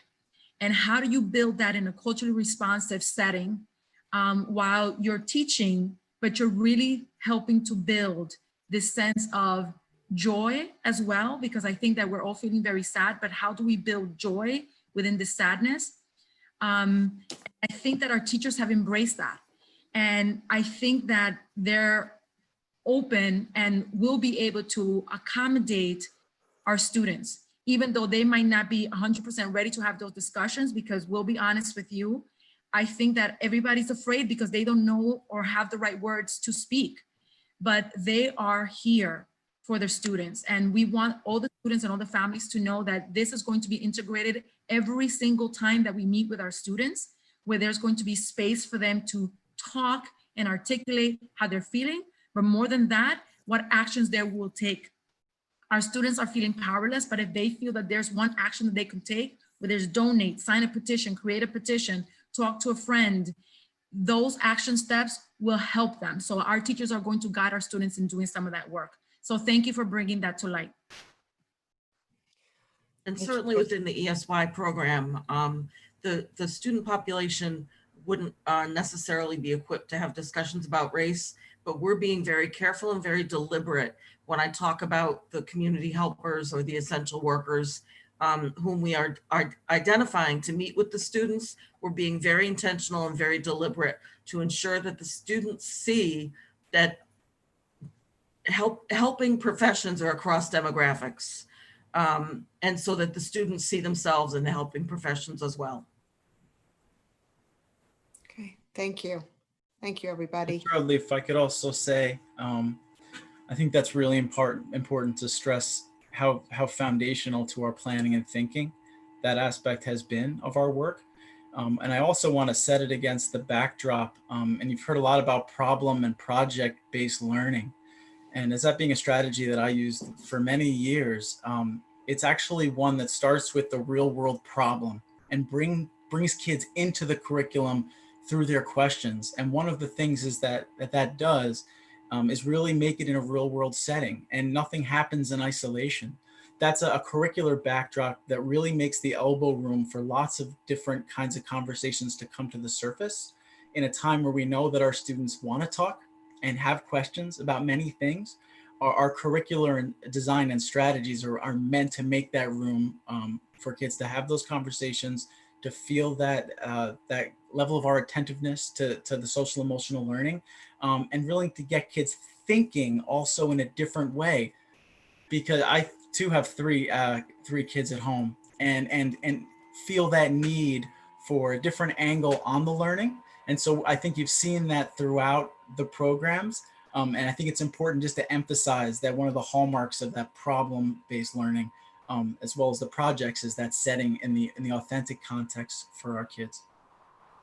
Thank you. And I just want to add that I know our students and community are looking to have the discussion about history in an honest way. And, you know, our students have so much access to, you know, everything right now. They can go right online and learn a lot. And so we're really appreciative of having those honest conversations about our history and about our world today. And so thank you, everybody. And I wanted to just really say I appreciate it. And this is an important opportunity through our summer enrichment to continue having these conversations and having those circles.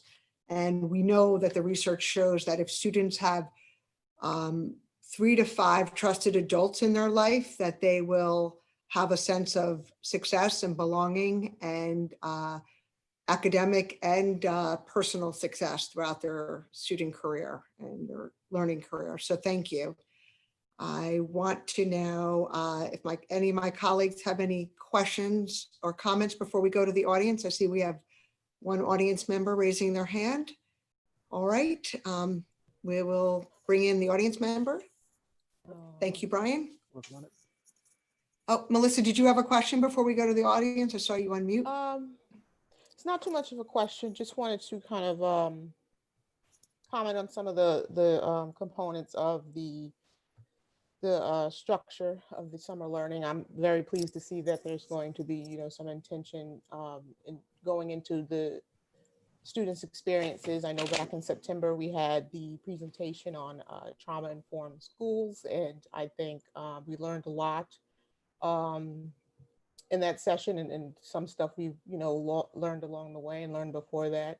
You know, the presentation with Dr.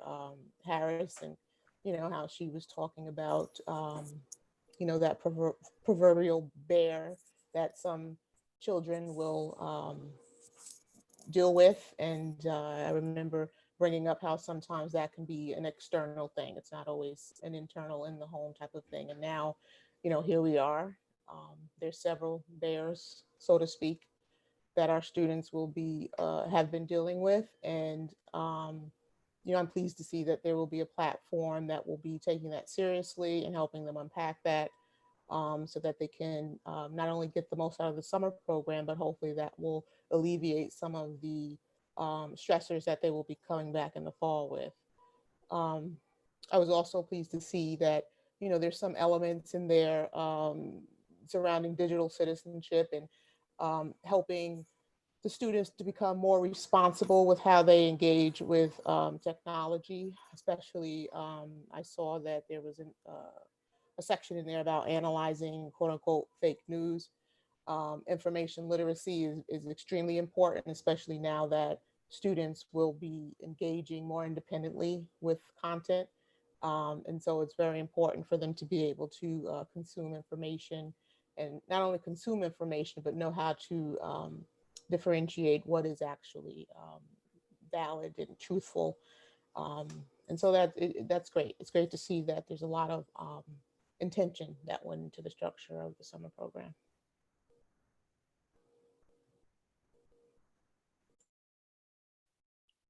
Are you muted, President Rudley? Thank you, Melissa. And okay, let's bring our audience member in. Thank you, Brian. Okay, please state your name and your address. And I see it's Miss Beth Sniffen. Please state your address and ask your question, or feel free to comment. Beth Sniffen, 3 Stormy Town Road. So I have maybe several questions or comments. So I probably have some kind of reservations or concerns, probably similar to Catherine's, with parents being able to sign up and, really be engaged in this. So I would really want a lot of, because I think some of the stuff is really great. So it would be really, really a shame if parents don't know about a lot of these projects. I think that there's a problem with technology and Wi-Fi in our district. So I think that really has to be worked on too for our vulnerable students, being out there and seeing what's going on. And I think that, I'm in a group with Megan, and what Megan had said earlier is that a lot of what parents want now is really offline stuff. That's really what they wanted this summer. And even though I totally appreciate all the time and effort that all of you put into all of this, and I think that it's fabulous. And honestly, I would want to take some of the stuff that you've done. I think that it's really cool. Some of this has already been kind of, I don't want to say this in a bad way, but it's been thrown at the high schoolers. This virtual, go to a museum, go here, to the high schoolers. The teachers have, given them lists of things and to do all of these things, and I think that they've been so bombarded that a lot of the kids have disengaged, and they're kind of done with school. So I think that we have to make sure that we are able to engage our kids and engage our parents back there. But I think that parents are first going to want to see some things that are offline. And also, these are some things that the parents also are going to have to do with their kids again. So let's say they're working from home, they're still going to have to do some work with the kids. So, and also I want to keep in mind that, you know, just like with everything else, if you're going to do shows at the end of the sessions, it is going to show also our inequities in the lives of our children, you know, because what they have at home is really what they have at home. So keeping all those things in mind, that's it. Thank you. Thank you, Beth, for your comments. Thank you. Can I just respond to that just for a second? And I just want to say also, thank you, Beth, so much for that. The original name for the elementary one was the Not So Remote Summer Learning. So we share the same worry about the summer, I just want you to know.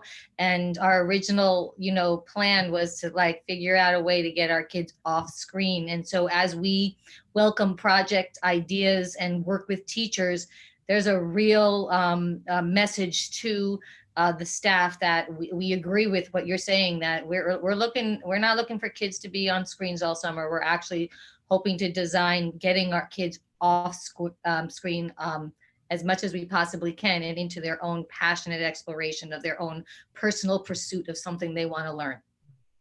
And I appreciate that there's been very little guidance from you know, from up above, and that's been a very hard thing to go down that road. So I do, you know, appreciate all of that. You know, I just wanted to give you some, you know, thoughts from the parental perspective. Thank you. Okay. Anybody else want to comment or respond back? But I will say, I think the program being project-based learning, and I could understand that the interaction will be online, but having students work on materials, and I know it's going to be different at every grade level, but you know, I know that our faculty and parents and students are extremely flexible, and there'll be an evolution to this. And I'm sure the first week might look a little different than the second week, and as you progress, and as the Rockefeller State Park opportunity, that will be really exciting, and maybe there'll be other partners that will step in and offer their facilities to do some small groups, and we'll figure out ways in which our school district can make that happen for those groups. So thank you, Ms. Sniffen. I see she's now back into the audience. All right, I saw somebody else had their hand up. Okay, great. She's on her way in. Okay. Please state your name and your address, and feel free to share your camera if you'd like to. Otherwise, the floor is yours. I think you have to unmute your mic now. Is that Melissa McCall? Hi, Melissa. You can now feel free to ask your comment or question. I just asked that you state your address.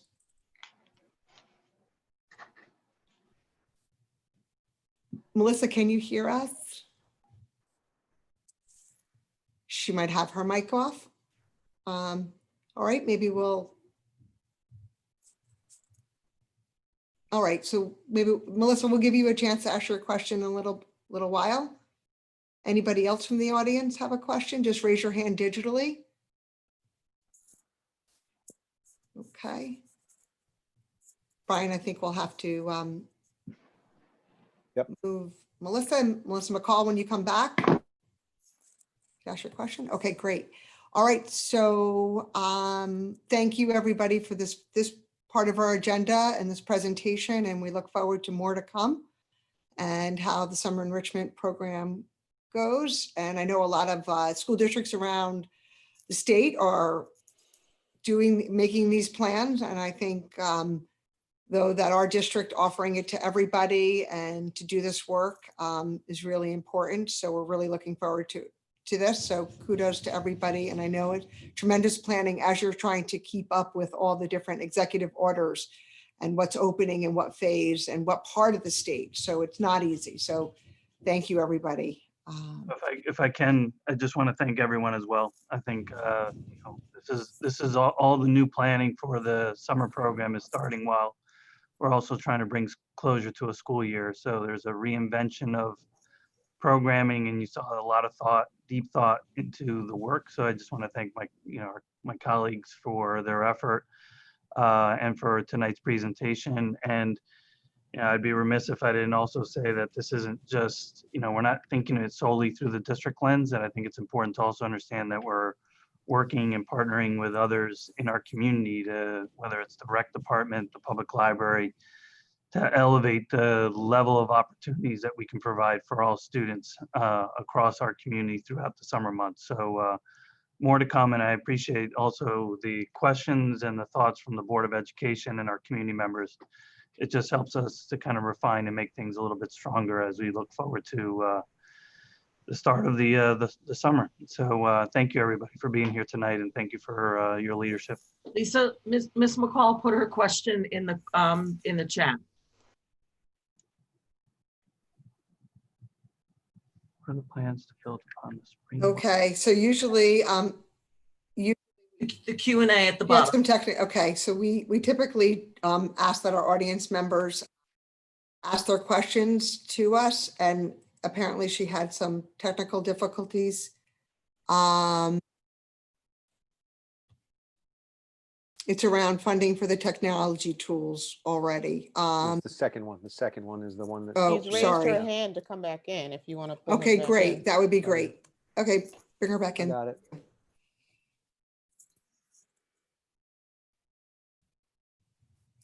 Hi, Melissa. You could, if you unmute your mic. Okay, sorry about that. Hi, Melissa. If you could just state your name and your address, and then that's what we do at our, as you know, at our meetings, and then feel free to ask your question. Absolutely. So it's Melissa McCall, 60 Edgewood Road in Ossining. The reason we live here is because of the diversity and the school, frankly. So we're super excited to be here, and love everything that is being done. The question is really, and it's kind of building off a little bit of what Catherine said in your last speaker, is you've had a fire hose thrown at you since March, and as Superintendent Sanchez has said, you're trying to close out a school year of high difficulties to get into a new school year and have a bridge gap, if you will, of the summer program. So I guess my question is how it seems like that there might be a technology part that might need additional funding in order to help kind of grow what has been done. So my question is really, how are we going to build off of the proficiency that was started? How are the learning is going to be taken and really adapted over the summer with teachers and parents and administrators, everybody who's just fried at this point? How are we going to have all of these wonderful, wonderful programs that are actually going to increase the engagement, especially the students? Because that was a lot with the online learning is the student can check in and check out most of the time. So I guess it's how are we going to increase the proficiency of students using the technology, their parents or caregivers to help them, the teachers and the admins, and then increasing the accountability for all of them and increasing the engagement of the student so that it is a screen. And yes, we want to get out and do small group things, et cetera, but there's still going to be this level of engagement that needs to happen to try to, as best as possible, replicate that in-person experience. Thank you for your question and comments. And just want to open up if anyone here, Dr. Sanchez?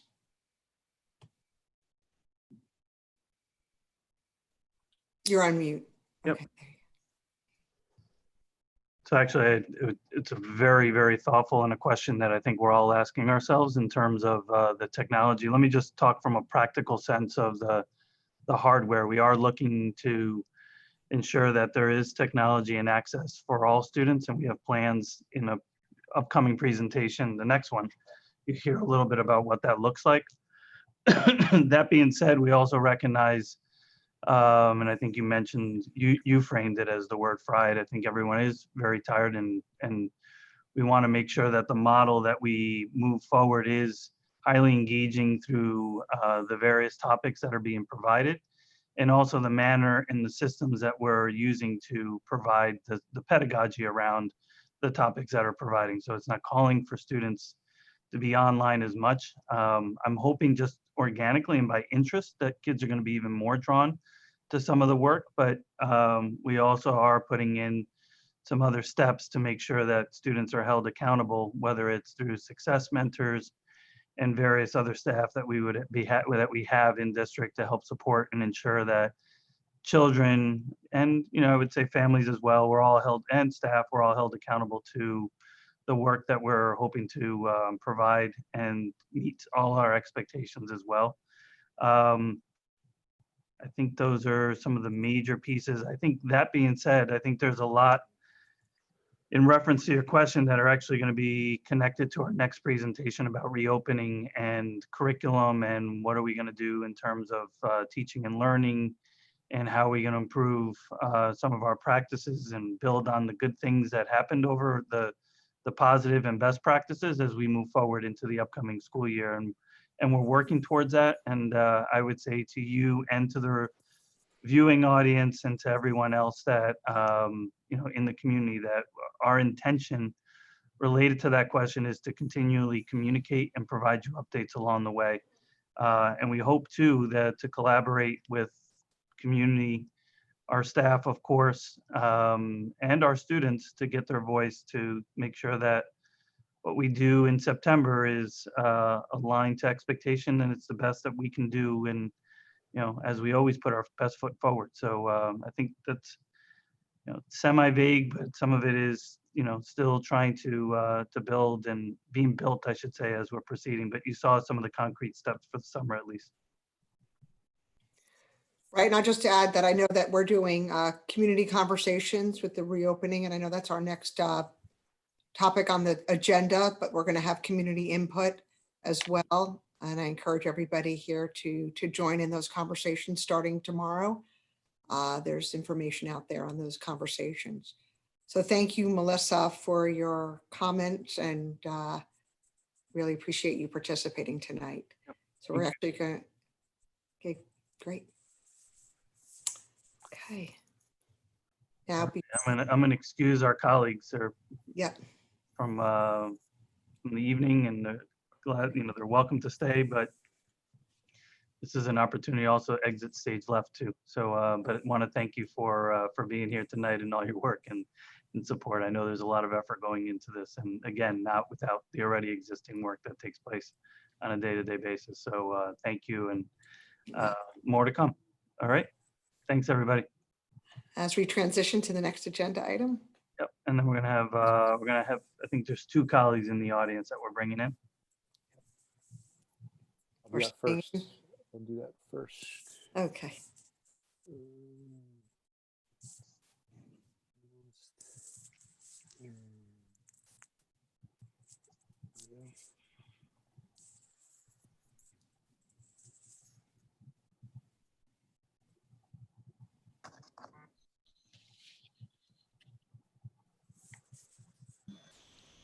I want to welcome Michelle Greer and Allison Perriott to the main screen, I guess, for lack of a better word.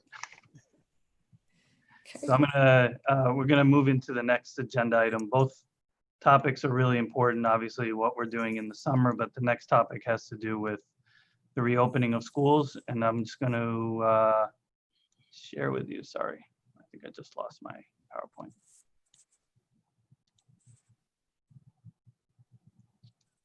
Just give me 1 second.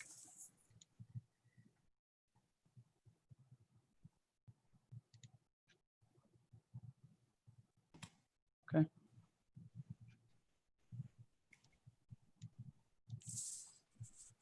Okay, so so we're going to transition a very important topic, and this is not the only night that we're going to be engaging in this conversation, I can anticipate.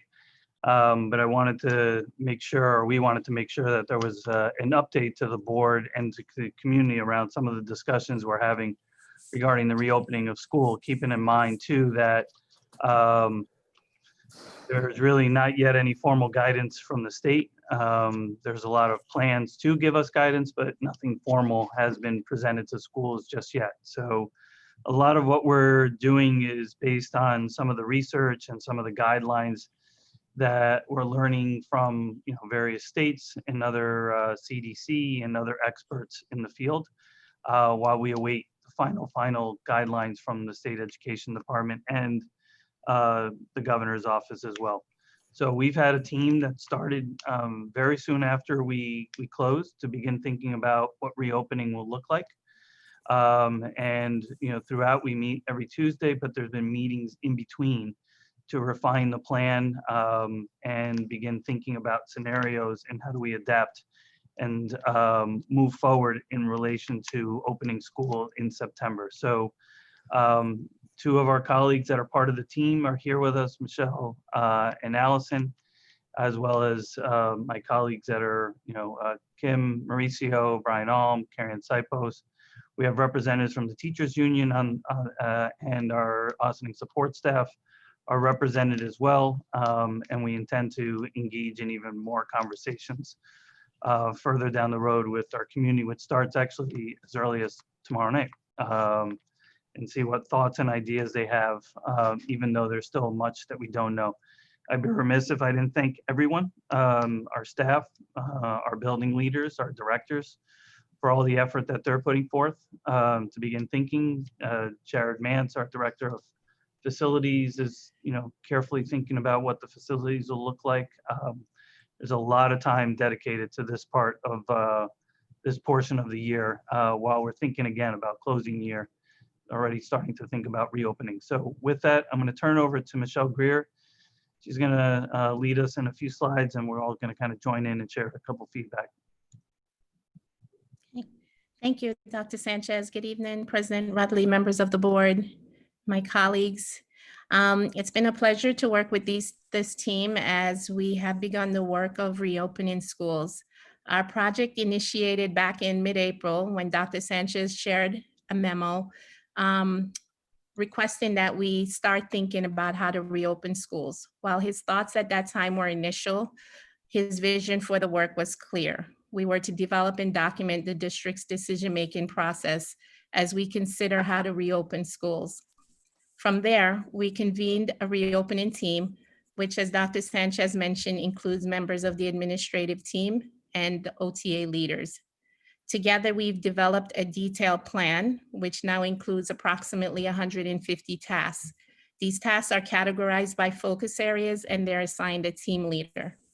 Since April, this team and subsets thereof have been meeting multiple times per week to monitor the task and to review our progress. Our goal during these meetings are to learn, share, problem solve, and remove barriers.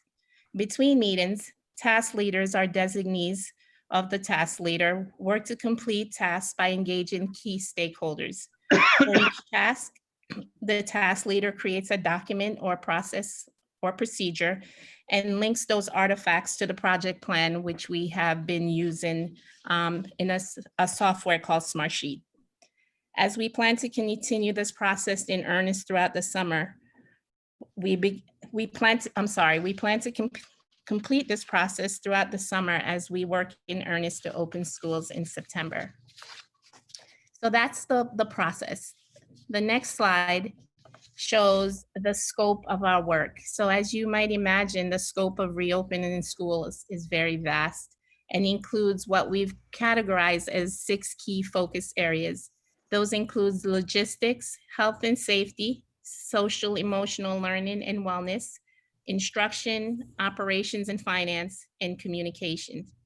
Within each focus area, there are specific goals. For example, with logistics, we focused intently in what we call phase 1, which was executing all of the end of year activities, which includes everything from arranging for students to pick up belongings, returning supplies, middle and high school graduation.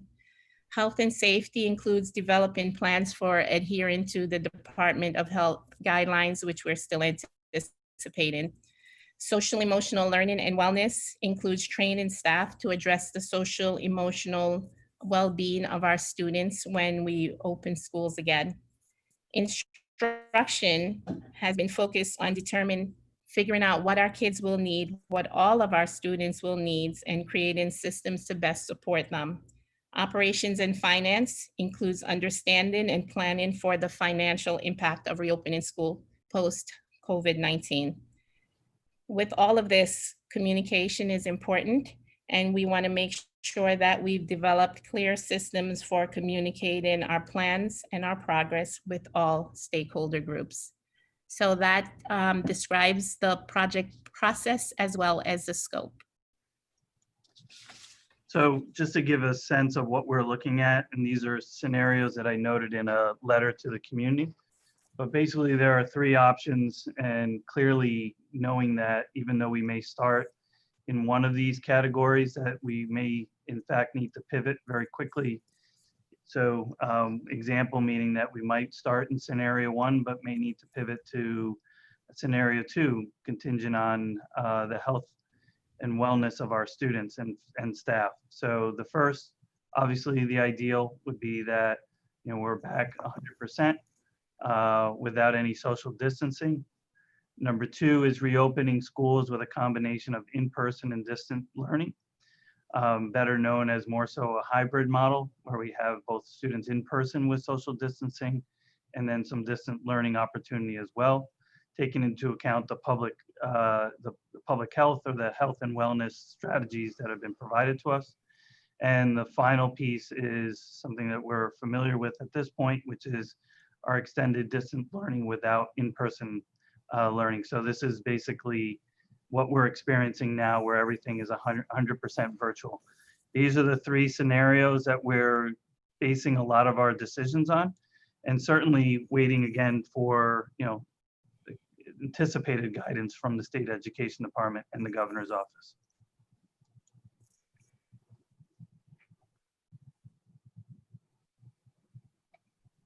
So social emotional learning is at the forefront of all of our minds right now. We know it's one of the most critical pieces that need to be addressed and working towards with our students and our families and our staff. So before the end of the school year, I've had the wonderful opportunity to work with Carrie Ann and Brian and bringing in Dr. Tom Cavanaugh. This opportunity has allowed us to provide professional development on restorative circles and community circles for every single one of our teachers in every single one of our buildings in the district.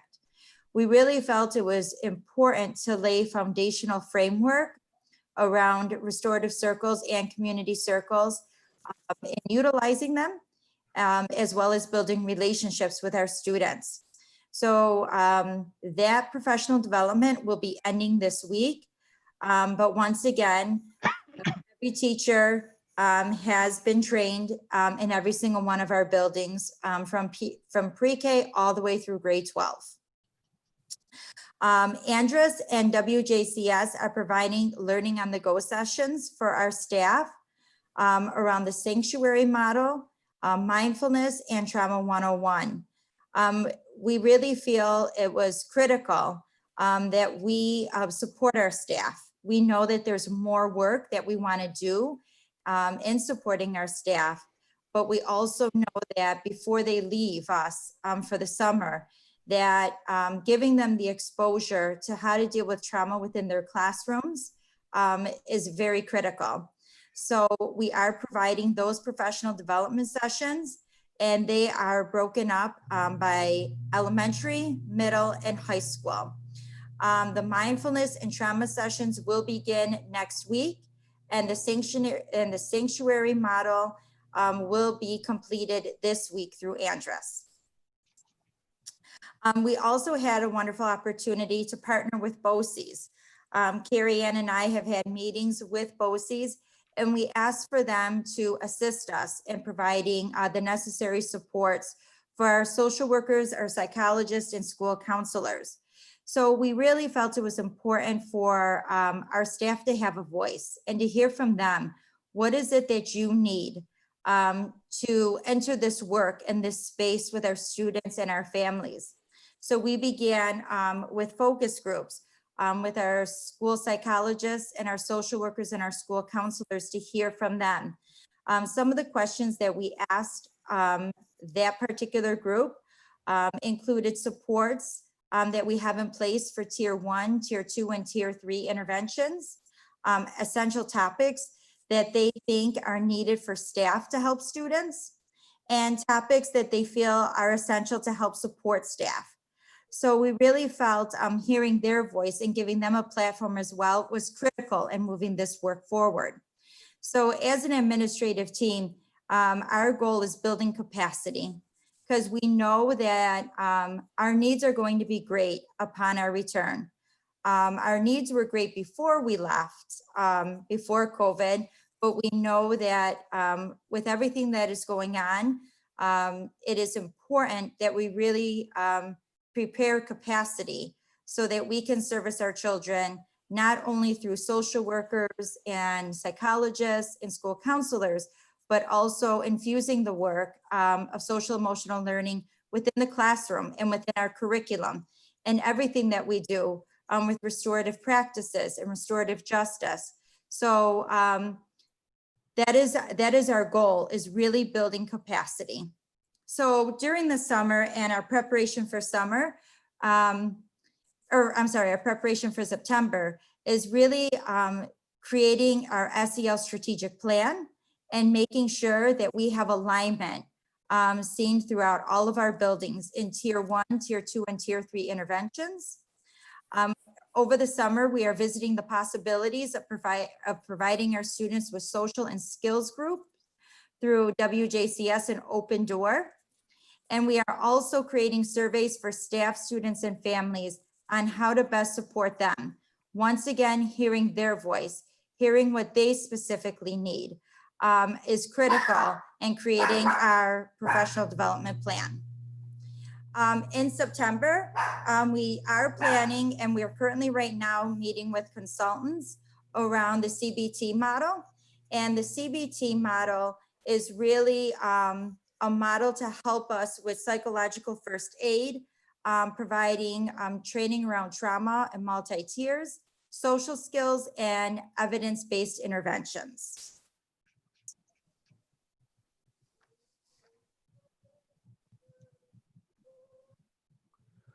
Okay, so speaking to technology preparedness, digital equity is paramount. Equitable access and equitable access to the curriculum in the various technological forms that we're able to potentially blend this learning. So it is going to be important to collect inventory and upgrade. I have to emphasize upgrade, and then redistribute devices. We've created a later date, August 7th, for this, for families that really need to continue to have a device, a school issued device, as a communication tool, as well as the opportunity to kind of access enrichment and remediation and those digital tools that they already have in their hands. So we want to begin collecting on July 20th, but there is a late date reserved for those that need them throughout the summer with equity in mind. We are pleased to announce that we have made preparations to move toward a 1 device per student, grades 3 to 12. So we are preparing a plan for distribution of devices. There were some new purchases, but I'm pleased to report that most of we've been able to provide with existing technologies that we've had throughout the district. Families will have home access to Chromebooks pre-K to 2 for 1 year for improved school-to-family communication. Again, we're trying to find that sweet spot and that balance between screen time and really interactive and engaging activities. So in order to support all of this, we have created expanded teacher access to laptops for pre-K to 5 who didn't previously have them in lieu of desk lock replacement cycle. So the classroom desktops in that replacement cycle will be replaced with laptops. I have to say loud and clear, we need community support for expanded Wi-Fi. We don't know how long these free Wi-Fi access will last with the companies that have offered that during COVID. We do have some ideas, but we are calling a strong call to the community to help us with this. Please come forward and contact myself or Dr. Sanchez or our Director of Technology, Mike Hanna. And then, of course, we've been working on an instructional plan for a blended learning approach so that we're ready for any of those three scenarios that Dr. Sanchez outlined. I will say this, that we are strongly emphasizing an improved capacity for live instruction.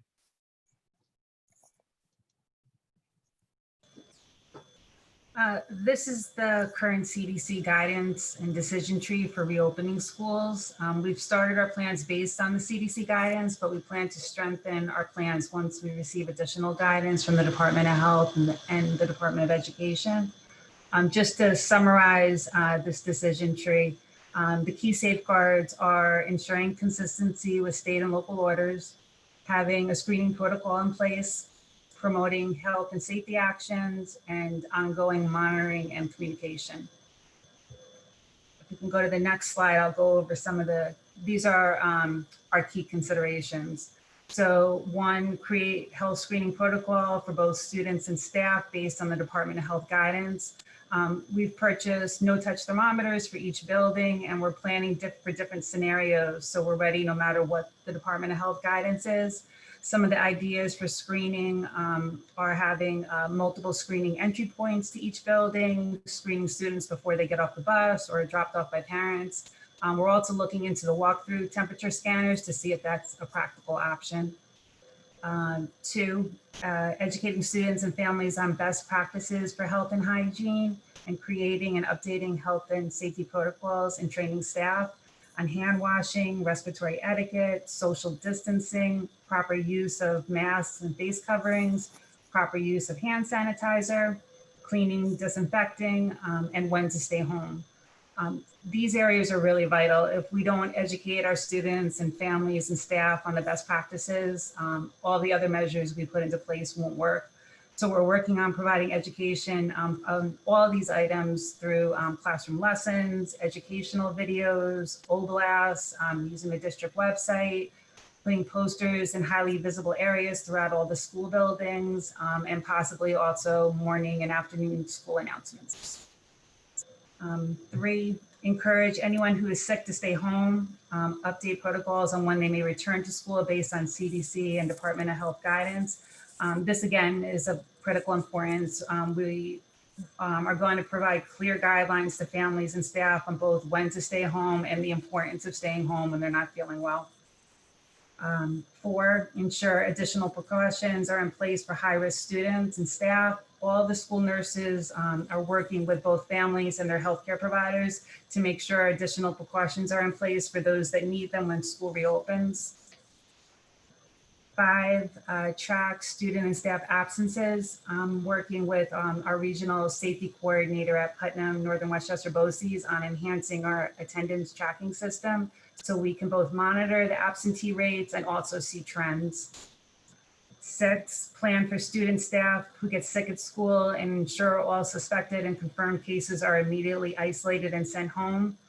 We've ordered additional PPE equipment and designated isolation areas in each building to ensure the safety and limit the spread of illness at school. Seven, establish contacts at the Department of Health and be able to consult with the Department of Health immediately if there's any cases in our building or district.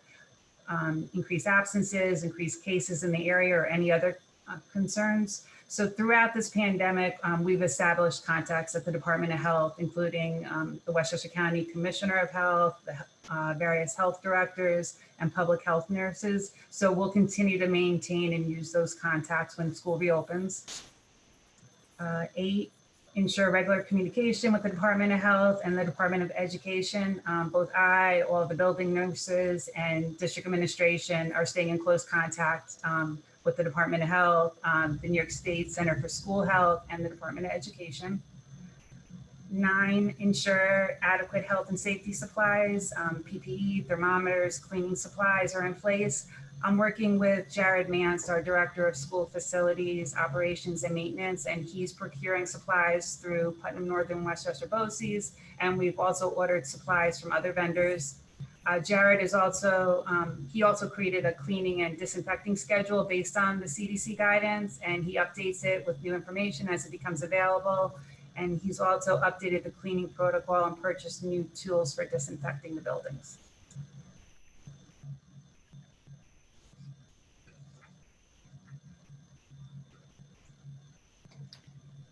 So as Dr. Sanchez stated, we are looking at 3 scenarios, and he's right when he says we need to be ready to pivot when we receive guidance. So in creating an educational plan, this means really imagining what the 3 scenarios will really look like in our buildings. And it will really require us to reflect on what we've learned in this current platform from mid-March to June. And it will really require us to use the feedback that we have been receiving and will receive from our families who are living through this process with us every step of the way. But it will also require us to really pay attention to the voices of our students because they will shine a bright light on how to shape the educational plan for reopening. New surveys, we want you to know, will be coming out in the very near future. And additionally, we are gathering feedback from all of our staff as well. And that feedback will also help us in creating the educational plan. As we go ahead, there's a lot that we're thinking about. When we think about these 3 scenarios, we need to really think about a schedule for each of them. So if we come back 100%, we know what a schedule will look like, but what would a hybrid schedule look like, right? What would a day in the life of a child who came into the school look like? And what would a schedule look like for those children that are at home? And so a lot of our thinking and what we're considering for this educational plan is scheduling. What will a real educational schedule look like in all 3 of our scenarios? And we have been doing a lot of work already, an enormous amount of work, putting all kinds of different schedules out there and all different kind of models for the scenarios. Today, for example, the elementary principals held a meeting with a group of educators to look at what this could possibly really look like in all 3 scenarios. And we received some good feedback today. It is safe to say that our educational plan is going to require us to do some really deep, reflective, and honest thinking about our asynchronous and synchronous practices. And I think it's very safe to say that we will need to increase our synchronous practices, particularly in the hybrid model, and very, very much so if we stay fully remote. But I do have to pause and really recognize how much learning has taken place in this system, how much professional learning and the building of capacity of our staff since mid-March. It's quite remarkable. So I think it's important to mention that, when you finish a year in remote in a platform and you prepare for fall, you have to think about, what didn't we get to in this remote platform, and what do we have to prepare for next year? So curriculum work is really important. So we need to look at all of our units of study across all learning areas. We need to think about what might be missing and what prerequisite skills we might have to build up for our kids in those units. We have to plan out for new scope and sequences and pacing guides. And the important work is in really reflecting on some of the innovative work practices that came out of this remote learning and figuring out ways to inject that into next year. Included in this, and this honest conversations about really having deeper conversations about what does culturally responsive programming really look like for our kids. And so, we have lots of thinking to do about that, lots of talking to do about that, and lots of places where we know we can place a much stronger and keener effort. And some of that work will begin this summer with teams of teachers coming together. Kimberly Mauricio spoke about the strategic plan for SEL. You can't have a educational plan without a very strong strategic SEL, social emotional learning. We keep talking about an inspirational person that we've been learning from, Dina Simmons. She reminds us also that without a racial justice context to SEL, we would be missing out on doing really important work. So we have to really look at our strategic plan for SEL through that lens as well. And that is something that we are beginning to really talk about. And I guess the thing that's really other thing that I want to say, that you can't go into another year, an educational plan and a year in any of these scenarios without being very deliberate and intentional about your plans for assessments. So no matter what the scenario is, the plan must include concrete plans for finding out, where our kids really are, and then, making plans for holding on to and monitoring their growth along the way, and very clear plans for intentional and ways to provide not only our children feedback about their growth, but also our families. So there's a lot that we are considering as we get ready to put this plan together. We have many iterations of a plan and iterations of schedules, and we will continue to work through other many iterations until we know that we feel like we've got the right plan that will meet our children's needs and our families' needs.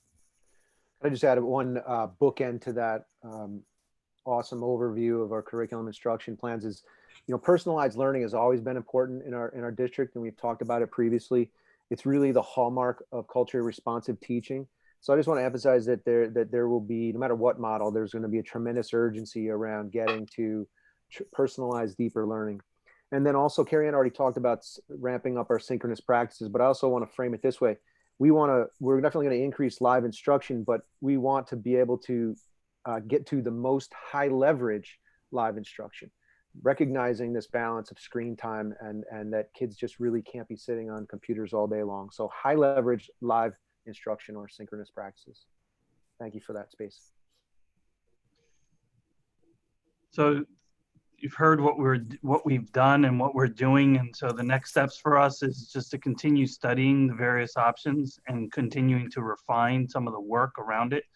The more individuals and perspectives that we bring into the discussions, the stronger the plan gets, because it's just various perspectives, i.e. from students and parents and staff. We anticipate guidance from New York State. I'm just going to broadly say sometime. They tell us June, but hopefully it's somewhere on or around, within the next week, I hope, so that it can help us finalize some of the decisions that we need to make. I do anticipate, as a district, having to submit a plan in July.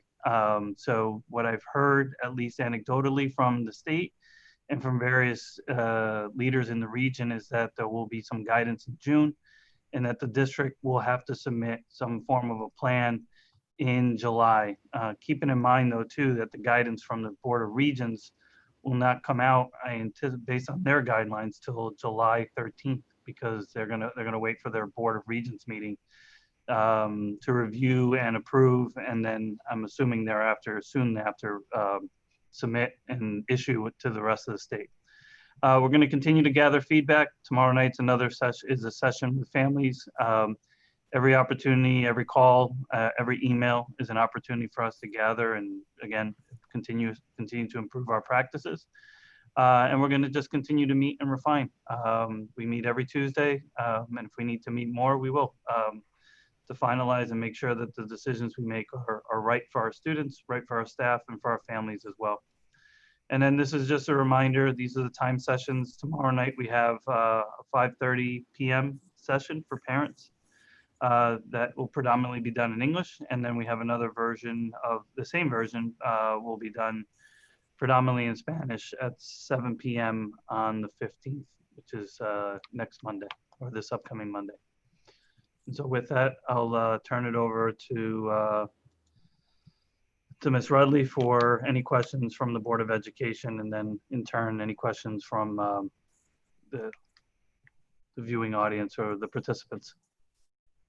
Great, thank you, Dr. Sanchez, and thank you everybody for this really strong, comprehensive, ever-changing reopening plan, and really trying to keep up with it and all the different facets that you touched upon. And I know that there's task force committees around the state as well, and we're not alone. There's all the districts that are figuring this out as well around the world, actually, school systems around the world. So thank you for this, and I want to open it up to my colleagues on the board. So if you'd like to have a question or a comment, please unmute your mic. And if you're unmuted, I'm going to call on you. It's the best way I could tell if you have a question or a comment.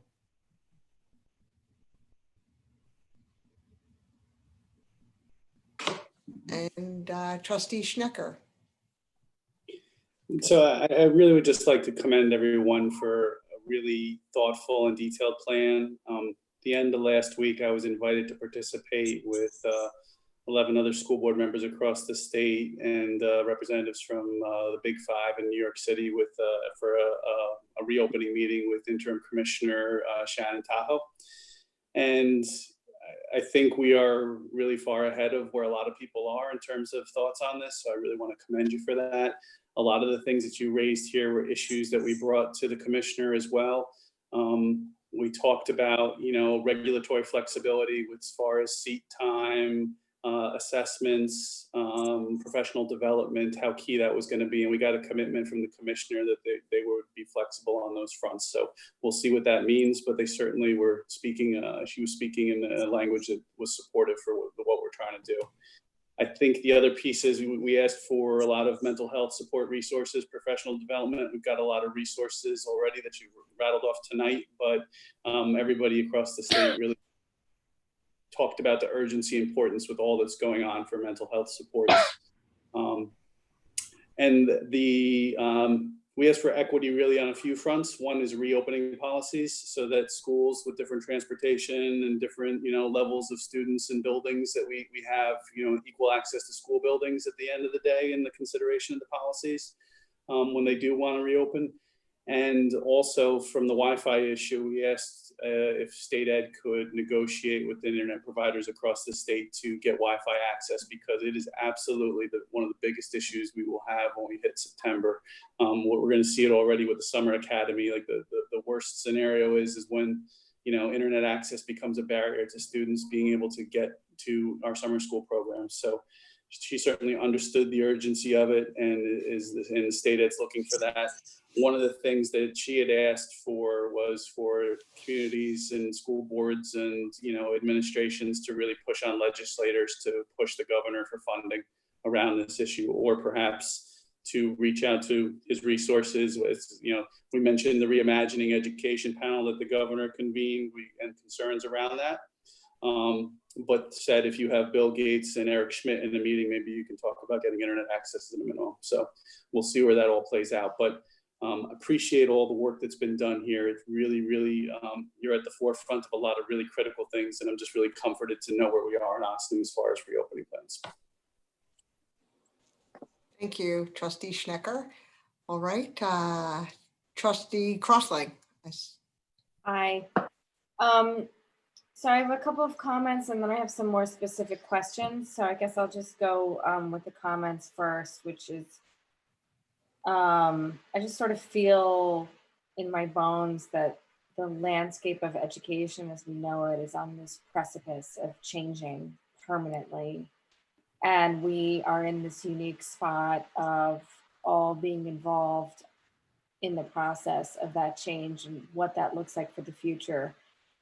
Even just thinking, I'm thinking, so you have a student who has the coronavirus and is going to be out of school for 2 weeks, right? And then they have a sibling who gets the coronavirus, and then they have to stay out another 2 weeks. And we have students with serious illnesses all the time that have to stay out of school. And so putting together a robust virtual learning model that we can go to when we need to is is something that I think is going to benefit students in the district beyond a pandemic.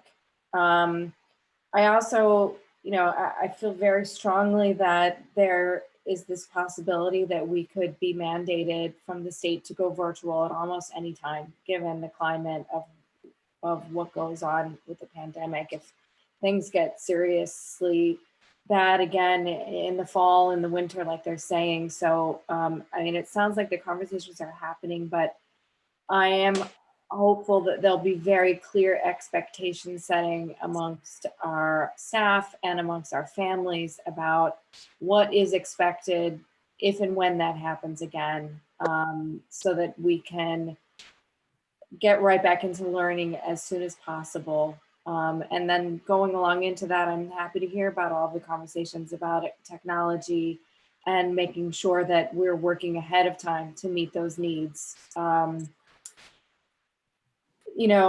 like the one device per student is, that's a big deal when you have two parents that are also remote working and they're on the family's devices, and then they have multiple children in the house.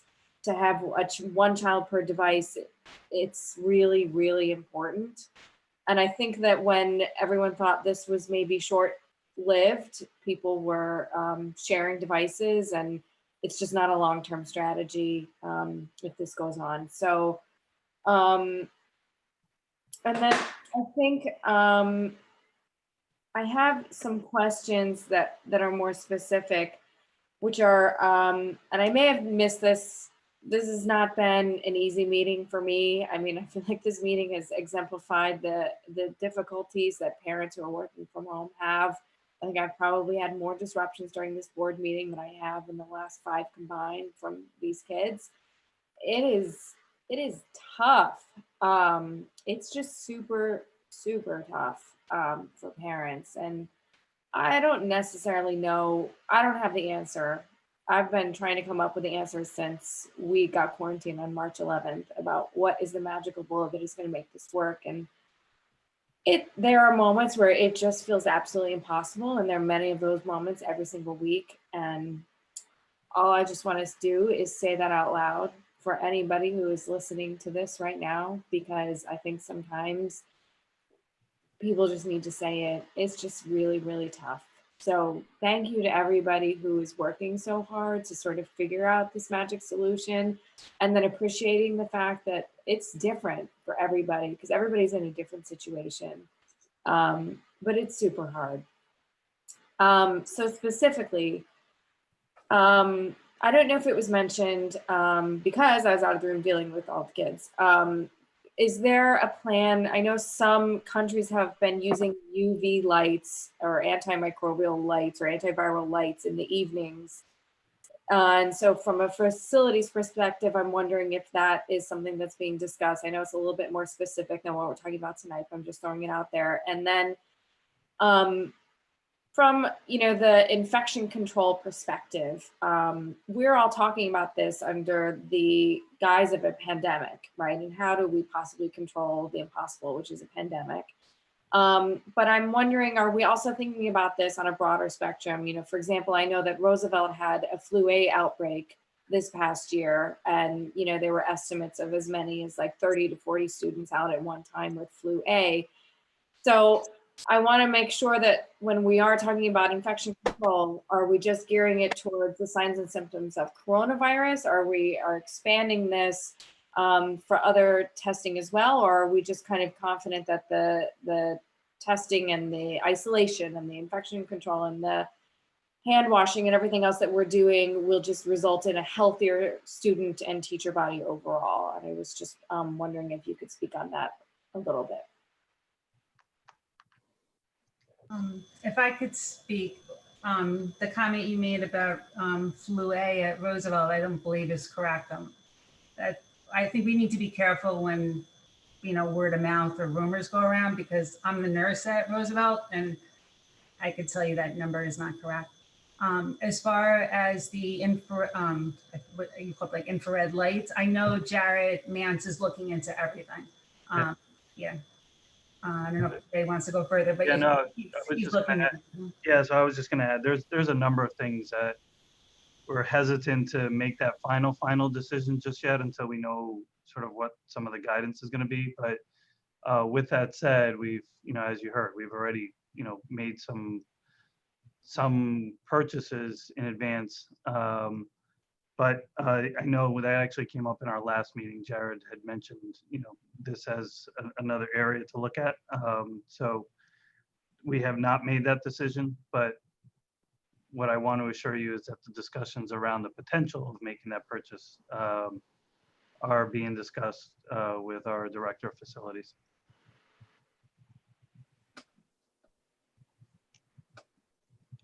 Let me just add just another piece, because I'd be remiss if I didn't respond to the second part of that question about like other viruses that might happen. I think there's some learning in here in general, when kids are out for periods of time, the time that they're lost for instruction, other ways and methods to provide instruction on those days so that there's continuity of learning, albeit not the same, but there are some options here, no matter what the illness might be, whether it's a flu, whether it's obviously we're talking about the COVID virus. There's just opportunities here that we've talked about, but now we've had the opportunity to really delve into it out of necessity, and it's kind of expedited some of the things that we've been talking about for some time. So the question is, how do we embed it into our system for kids? We've actually even talked separate and aside, those students that have, high anxiety in entering our schools. Could this be an opportunity that, maybe we leverage some of the virtual learning while we're trying to work on some of their social emotional needs with the students? All these kinds of conversations have surfaced as what we've loosely termed as some silver linings to this, pandemic and crisis that we're dealing with. So I think, more to come on that, but I think it's a great question, and one that, we're starting to look at. I mean, I don't want it to be read the same way and it not inferred the wrong way, but it's been brought up, like, do snow days become snow days any longer, right? Do we, where everything just kind of stops?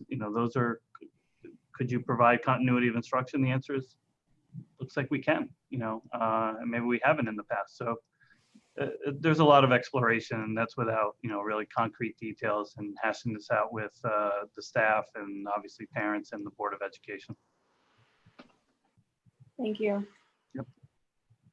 Trustee. Allison for the Oh, I'm sorry. I was Go just ahead, gonna say Catherine. thank you, Allison, for the clarification. I appreciate it. You're welcome.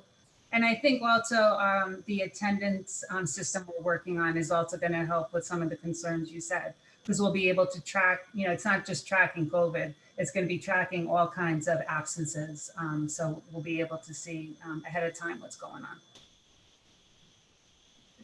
Okay. Next question from Trustee Galiff. Yeah, a couple comments. First one to Catherine. Someone's going to study this, but there's always been the fear of having teenagers.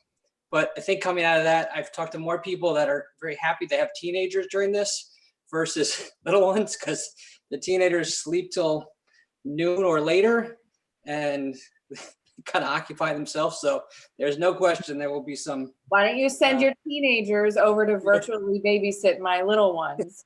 That would work. They'd have to get up before 2 in the afternoon.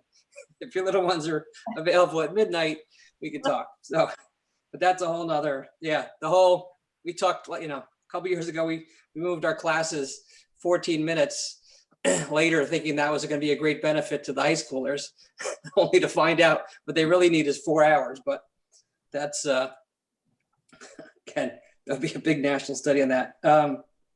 I'm so appreciative of the team we have working on this. I joked, but I don't think I'm joking, that I think Ray, you and the team were working on this about a week into us closing schools. And I was kind of questioning how we just closed schools and you're already trying to figure out how to reopen schools. But you've done such great work in parallel. So it's so appreciative. I know there's sort of a rush to make decisions.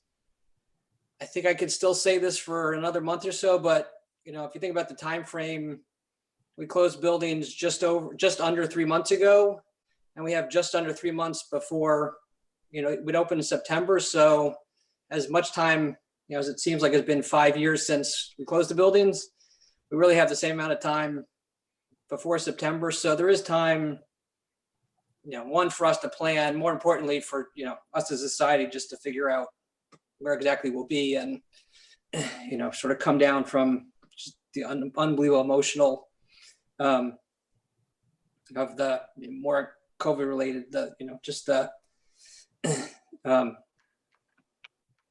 getting used to wearing masks and not, you know, social distancing, all that stuff. So hopefully that's an optimistic, you know, it help us emotionally that we still have some time. It does. I mean, Catherine made the point about education changing. I don't know what form that's going to take. It does take me back 8 or 9 years ago. I remember Frank, Steve Wardwell talked a lot about, you know, flipped classes. It was kind of the beginning of Khan. I remember at board meetings talking about the flipped class concept, which I know we have some of, which isn't the answer to this, but if, you know, if we have teachers who can, you know, put their teaching on video and students can watch it, and then teachers can spend their time, whether it's in a classroom or, you know, on a Zoom or whatever, really engaging in one-on-one. It just, you know, I know that's one of those technologies that has evolved a lot, but it may accelerate. I think other two comments. I mean, Brian, I guess I don't know too much about the Wi-Fi. I feel like the village and town make the agreements as to who gets to do business in the village and town. So if we haven't talked to them, they may also have some leverage. Obviously, if Frank's, you know, that conversation happens at the state level, that's much more powerful. I know my mother and the assembly have a call pretty much every day with the governor's people, so we can certainly get on that, on their radar screen when they bring up everything, and they're going to be hopefully done talking about all the school votes and elections and stuff. They can move on to more important things like this one. So that, I guess the last thing I say, Carrie Ann used the word honest. I know you guys are on this, but it seems to me like if, you know, when we get feedback from teachers and students, people are going to, you know, teachers are going to fall into one of two categories. Either, you know, this remote thing really in some way worked with their skill set, and then others are going to say, you know what, I'm a great teacher, but this remote thing, I'm really struggling. And students are going to say the same thing. Some of them, it's really going to work, and others, it's, you know, couldn't be the worst thing for them. And I hope somehow we're just getting a really honest, particularly on the teacher side, where, like, you know, we didn't hire any teachers because they were good remote learners. We didn't have the expectation. They've never been trained. It's, you know, it's new to everybody. There shouldn't be any expectation, I don't think, that you can just jump to a remote teacher. But we need remote teachers. And so I think the more honest we can be with people and just say, hey, like, if you need help, like, raise your hand and say, I need help.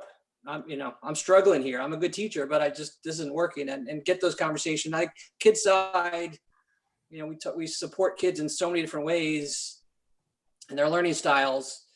This is just another one we've never had to add to the box to say, you know, student has, you know, particular needs. And so I don't know if next year, I mean, it's probably too hard to, you know, match the student who may think they're not as, you know, going to be successful remote learning with a teacher who may be a better, you know, self-proclaimed remote learner, but some, you know, honest assessment. And I know we're very good at honesty. I just want to make sure pride doesn't get in the way of people and feeling like, you know, I'm really good. I can't admit that I'm struggling here. Because it just, to me, it shouldn't be an expectation, but it's a real important thing. And yeah, but I'm confident that you guys are on top of that. That's it. Thank you. Thank you, Trustee Galiff. Any of my other board colleagues have any comments or questions Okay, Yes. Aaron? Oh. So I just have one quick question. It doesn't have to be answered tonight. I'm a little technologically impaired, so if you could, Dr. Ohm, just maybe let us know, again, not tonight, even the next few days, just how can we get the word out to the community, or how can we engage people in the community on this Wi-Fi issue? I know, you know, Frank and Greg just mentioned some things about it too. But on a local level, if there's anything we can do or talk to people, or any ideas you might have, I'd appreciate you sharing them. Again, it doesn't have to be tonight, but just as we move forward. Thank you. Trustee Spring? Thank you. Trustee Banta? Just have a quick question about the professional development piece. I know we're being very mindful of the needs that the students are undoubtedly going to have when they come back. And I see that there's a lot of emphasis on, you know, restorative circles and sanctuary model and things of that nature. And I'm just curious to know how those will be infused with, I guess, the school culture. Is that going to be something that is going to, is the intention for that to just maybe alleviate having behavioral issues with the students that lead to punitive measures? Is that the intention? Like, will it be built into the, I guess, the daily routine in a way that is made to ensure that, you know, kids that undoubtedly will be coming back with some adjustment needs are not, you know, there's no kind of punitive measures being taken that are not first filtered through these, you know, safeguards that you're putting in place? Well said. That absolutely is the intention. Okay. So what is like, is there like, do you put expectations on these different entities that are providing this professional development to be not only cultural competent, but culturally responsive in their training? Or is it just something that is just a general type of approach that's being taken with this? Or do you emphasize that in any way, that that is a need that this community would have? Oh, absolutely. I'll answer it two ways, and then Carrie Ann will fill in any gaps that I leave. The restorative, and of course, Kimberly, you know, led getting our work with Dr. Tom Cavanaugh. So the restorative circles, we do want to become a universal practice. They already were happening in the elementaries.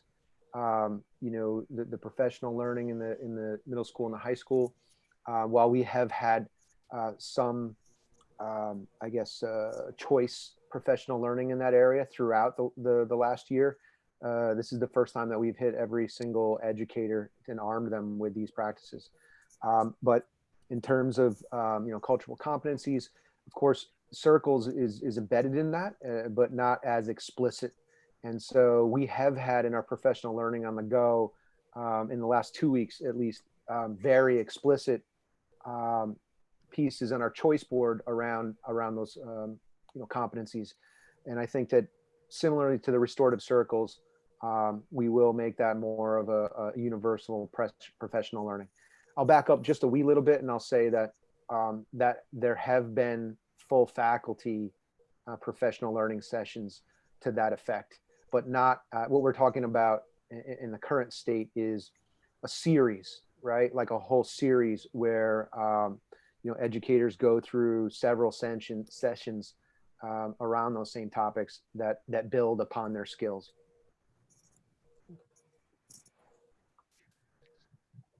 And I'll just, you know, the truth of the matter is that there's some intentionality, but not enough intentionality. And we have, as an organization, outlined at least what we consider our top priorities for building capacity. And we do not have that outlined enough, but we've narrowed ourselves down to the business of obviously equity and SEL.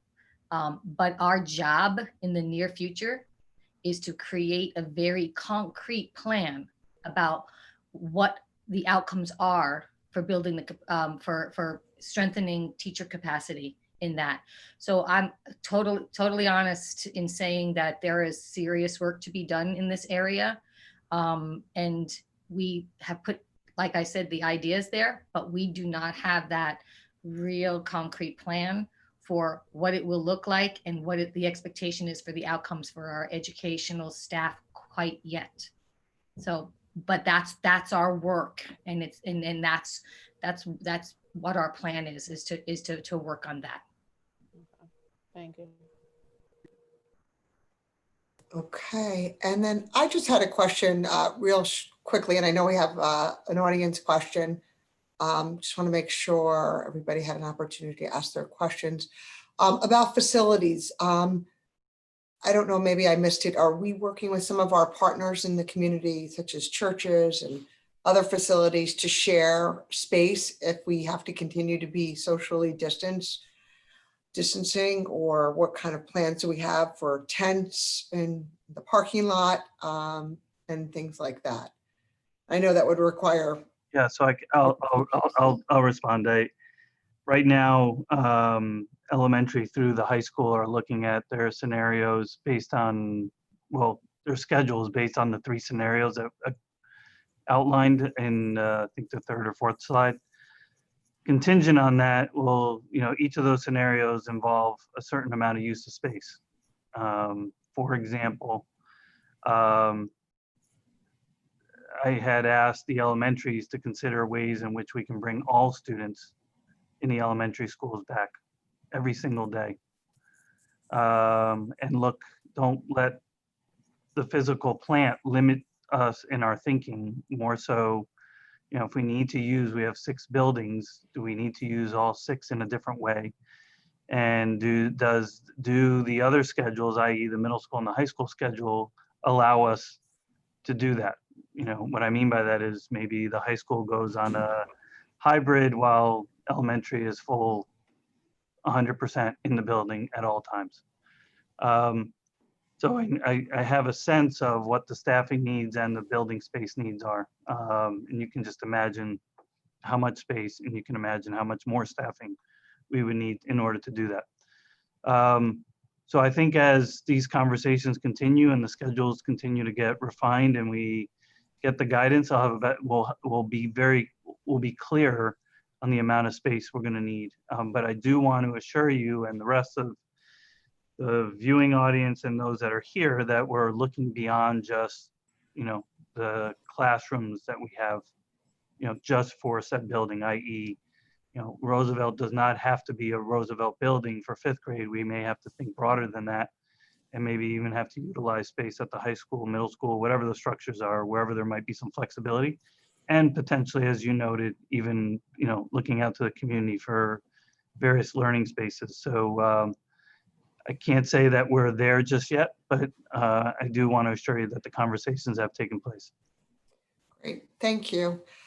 Okay, thank you very much, everybody. We're going to move to the audience to ask questions or comment on the agenda on the reopening topic. So we're bringing in our first audience member for this agenda topic. Please state your name and your address, and welcome.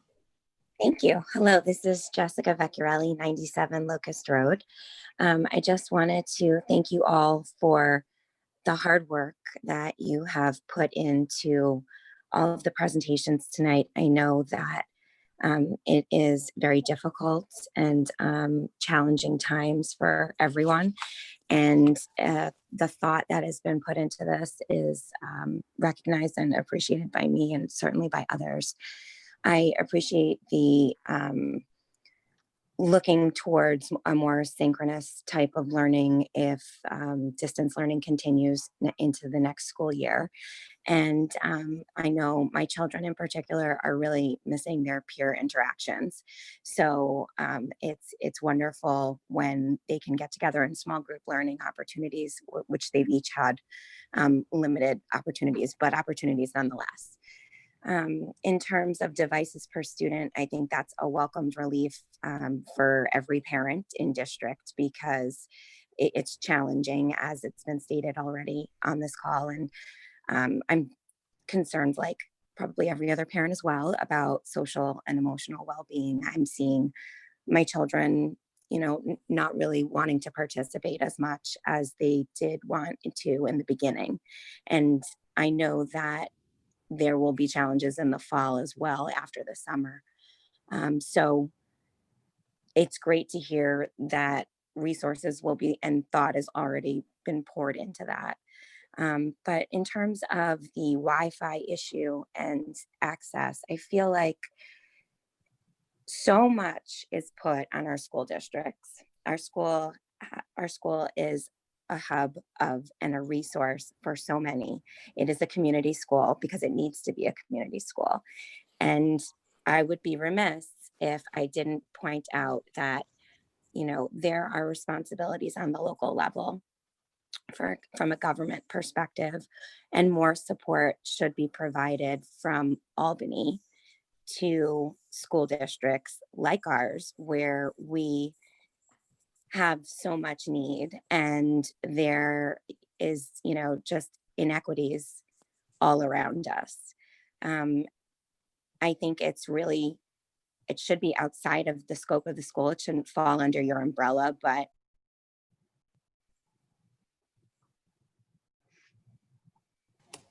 Jessica, your mic went, I think you went mute for a second. sorry about that. Thank you. I just was saying that I appreciate that this is beyond your scope as educators and as a board leading a school district. And I really hope that the governor and all the way down to the local level provide more support with easy things like Wi-Fi access. There are other municipalities that have brought in buses that have provided Wi-Fi. We've all seen that in the journal news, and I really would just like to see more support for our schools and all of the hard work that's being done. Obviously, that's not to say that our leaders aren't working very hard as well, but I just feel that too much responsibility is placed on our schools. And it would be nice for everyone in education to be able to focus on education. Thank you. Thank you, Jessica, for those comments. And we share that sentiment in terms of the resources from Albany, as we heard at the press conference yesterday. I believe it was yesterday, where the governor talked about educational equity and resources that are needed. So we're, he's saying it out loud, and we need it really bad and for many reasons, and we have for many years. So thank you for your comments, and I'll let Dr. Sanchez, it looks like you want to comment back. No, just thank you. And, be remiss if I didn't say that we are talking with our town and village leaders. Actually, we have weekly calls with them, and we have brought up the discussions of Wi-Fi. We just need to kind of solidify and talk some more as a collective of exactly how we might be able to problem solve the issue within our community. Great. Thank you. And just in also the partnerships that we have with the, as you mentioned earlier, Dr. Sanchez, the Ossining Library, and just many different resources that we have come together, but definitely the Wi-Fi needs, we haven't yet solved that challenge. So we appreciate Jessica and all the community members that have been advocating for resources for us all along and for many years. So thank you. Thank you for being here. I'm going to see if we have any more questions. Oh, we have, thank you, Jessica, and welcome Beth Sniffen back. Hi, so this is Beth Sniffen. I just wanted to ask if there was going to be any professional development for remote learning for any of the teachers. Yes, I mean, we're currently assembling and planning structures over the summer, that would be potentially optional. That's one thing. But in addition to that, there will have to be professional learning incorporated in the reopening of schools plan, and would be included in superintendent's conference days and part of that reopening. Unfortunately, I know that some of them, have struggled, and some of them, like just adapted so well. I think it's, sometimes it's personality, and sometimes it's, I'm not a tech person, so I would have just died during these times. So I'll say one more. to those people who adapted really well. Yeah, I'll say one more thing. I'm not sure that we have said it publicly at a board meeting or not. It's been in the weekly board updates, but very early on, I think it was even like week 1 or week 2, Carrie Ann and I began what we call a choice board. So we call it professional learning on the go. And we had adapted the type of professional learning throughout every week. It's been offered every single week that we've been in this crisis.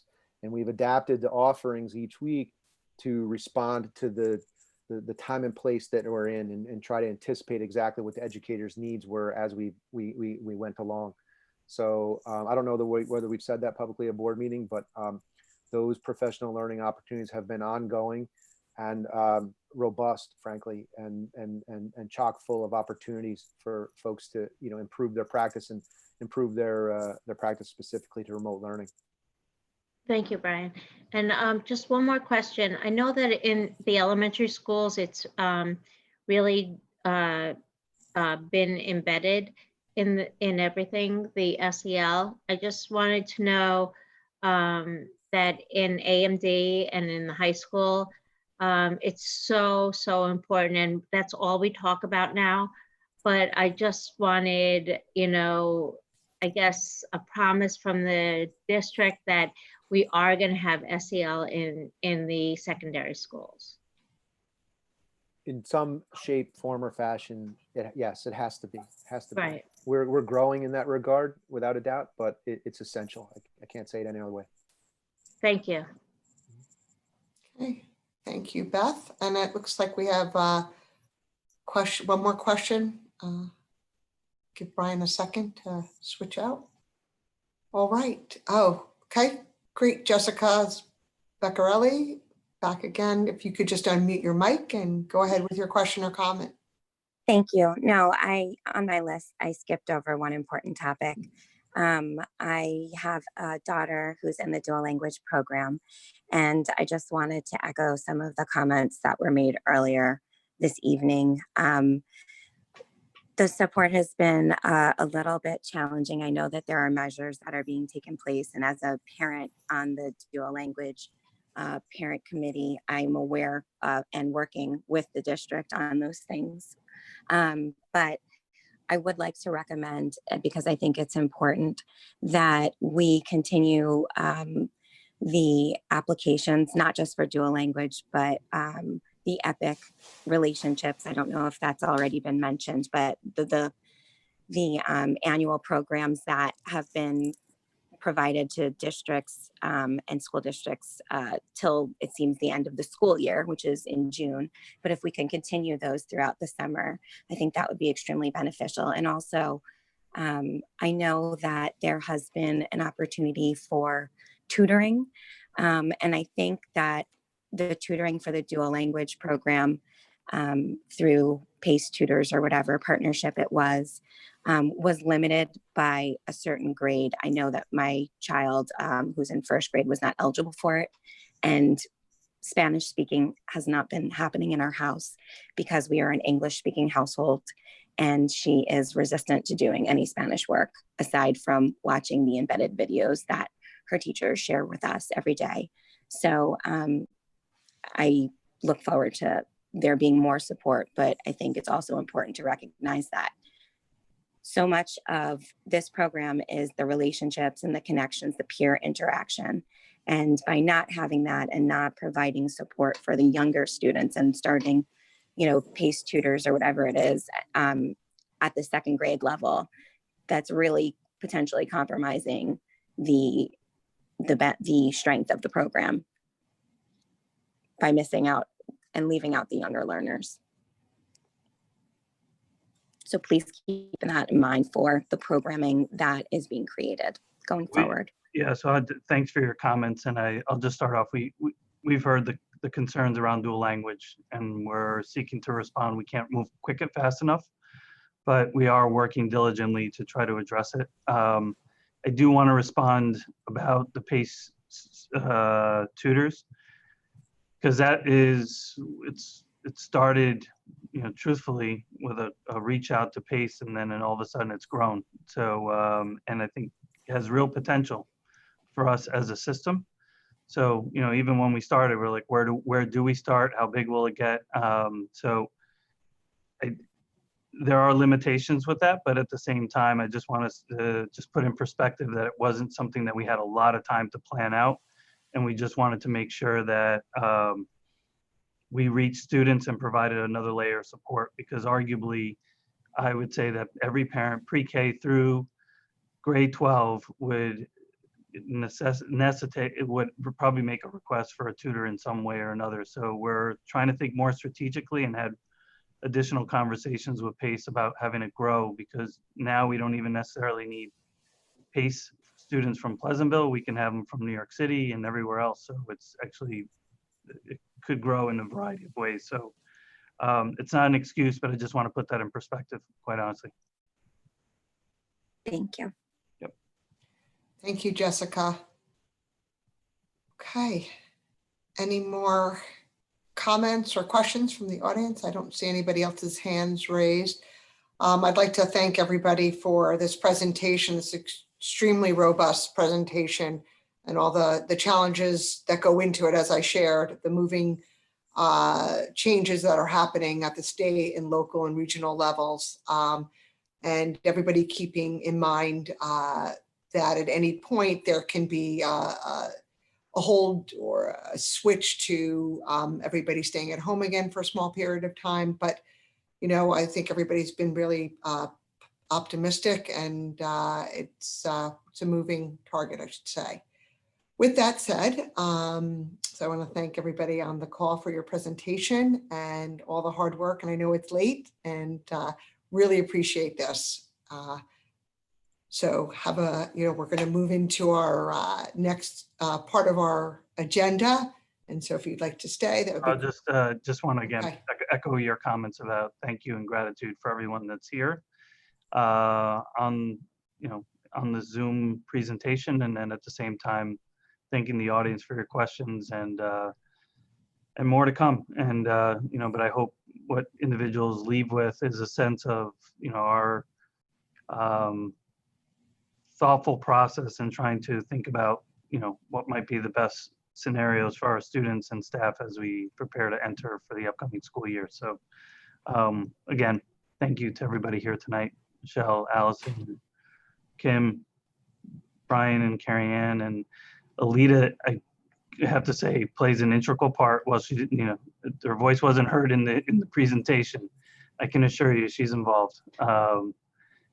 Figuring out the resources and ways in which we can do things, and also working right now diligently on even a plan for 400 Executive Boulevard, which isn't necessarily, we haven't discussed, but how do we begin to integrate and bring back our staff here when we feel it's appropriate in a safe way.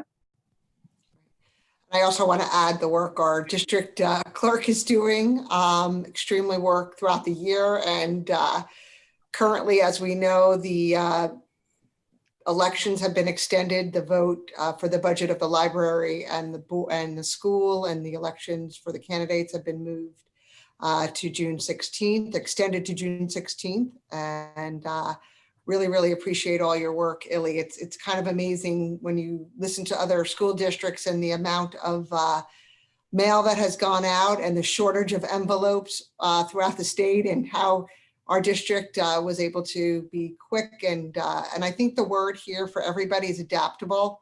And we certainly, I see that through the whole, through everybody that we've been working with in the school district and in the community. We've just been very adaptable. So thank you to Illy as well for all that work. And I know you work closely with Dr. Sanchez and the team over there, and Nicole Reese for making sure that communicating all the information out. So Thanks to everybody and all this hard work. And we're going to go into our the next part of our agenda, which are our resolutions and our business matters. And great, thank you, Ellie. Okay, so I'm going to get a little closer to the screen here. Okay. I like to, so we're moving into the regular meeting, business of the board. And I would like to take a motion to vote on resolutions 4.1 through 4.5. Moved. Second. Okay, resolution. Okay, 4.1, resolution to approve a side letter agreement. 4.2, resolution to approve an agreement with employee number 05095. And 4.3, resolution to approve the minutes of the special meeting of April 2nd, 2020. Resolution 4.4, resolution to approve the minutes of the special meeting of April 14th, 2020. 4.5, resolution to approve the minutes of the regular meeting of April 21st, 2020. Any questions or comments or discussion? All in favor? Aye. Aye. Opposed? Abstentions? Okay, resolutions 4.1 through 4.5 have passed. Okay, regular meeting, curriculum and instruction. Resolution 5.1, resolution to accept recommended placements. Any discussion? I'm sorry. I take a motion to vote on 5.1. So moved. Second. I don't care. Okay. Resolution 5.1 is to accept recommended placements. Any discussion? All in favor? Aye. Aye. Aye. Opposed? Abstentions? Okay. And okay, I'd like to take a motion to vote on resolution 6.1 through 6.3. So moved. Second. Okay, 6.1, resolution regarding acceptance of donations from community during COVID-19. 6.2, resolutions regarding acceptance of award from Regeneron for the Ossining High School Science Talent Research. 6.3, resolution regarding inter-fund transfers. Any discussion?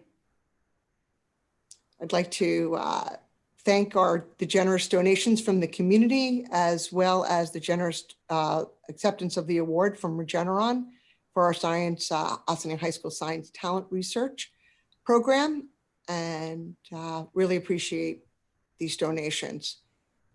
Illy, if we can go back to 6.1, if you could open that up so I can just read that. Thank you. We received, sorry, it's a little hard to see.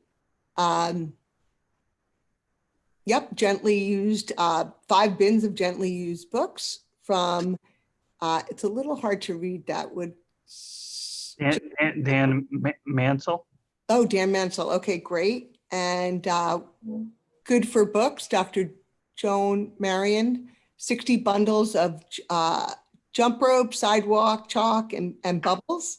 Awesome. And United Way, lots of books, copies of bilingual books, 160, 300 copies of the Fly Guy book, 150 copies of the Earth book, 350 copies of Maria Had Mama, and then 15 middle school aged books, and then 150 early learning bags with books in there as well. And then from Stop and Shop, 2,700 grow and learn seed pods.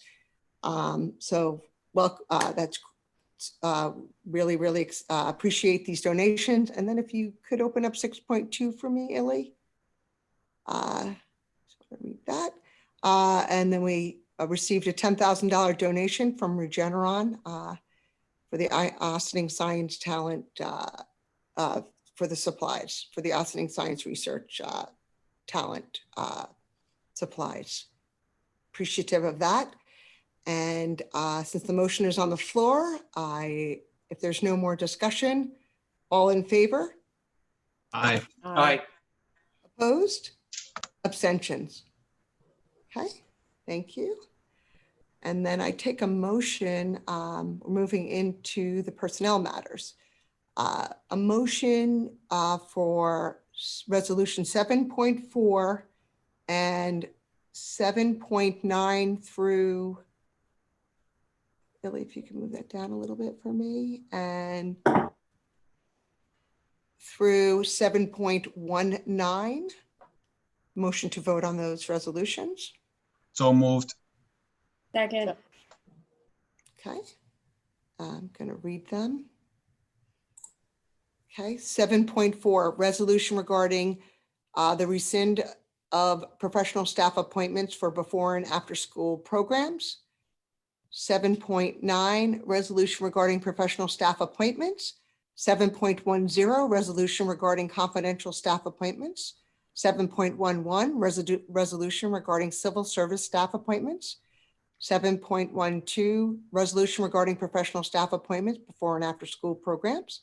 7.13, resolution regarding support staff appointments before and after school programs. 7.14, resolution regarding professional staff appointments for summer school programs. 7.15, resolution regarding support staff appointments, summer school programs. 7.16, resolution regarding per diem substitute removal. 7.17, resolution regarding approval of school volunteers. 7.18, resolution regarding abolishment of confidential positions.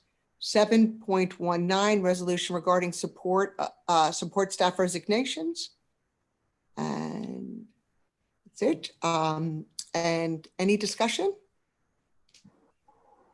As always, like to thank our volunteers, very important part of our school and community.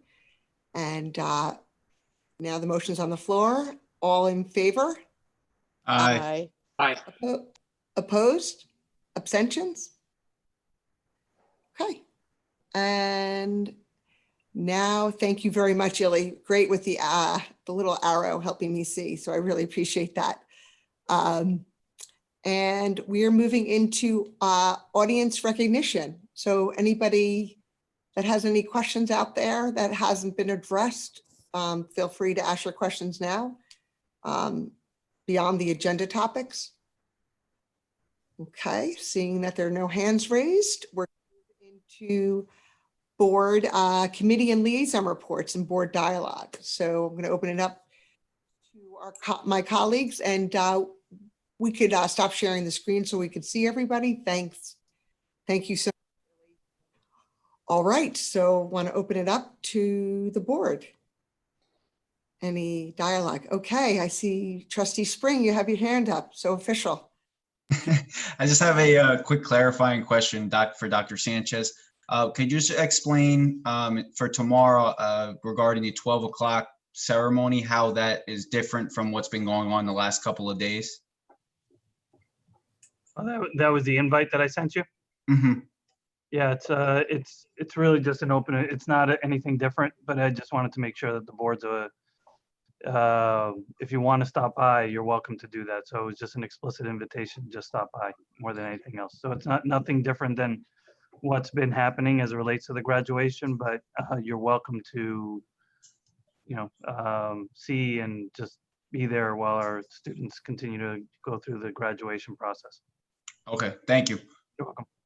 Yeah, we did also, I know we've acknowledged it before, but the tremendous planning that went into everybody receiving the class of 2020, receiving their gowns and getting their diplomas, and scheduling the 3-day, walk-through, drive-through with all of our seniors. And just so everybody knows that our seniors will be have been receiving their diplomas by a family member.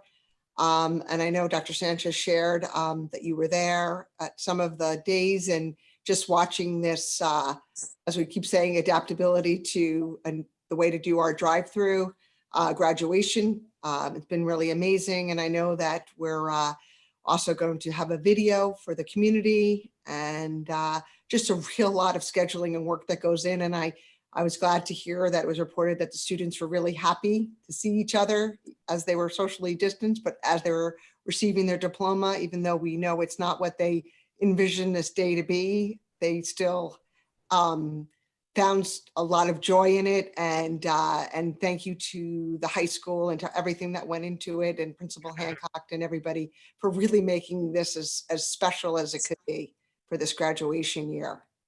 Certainly quite memorable.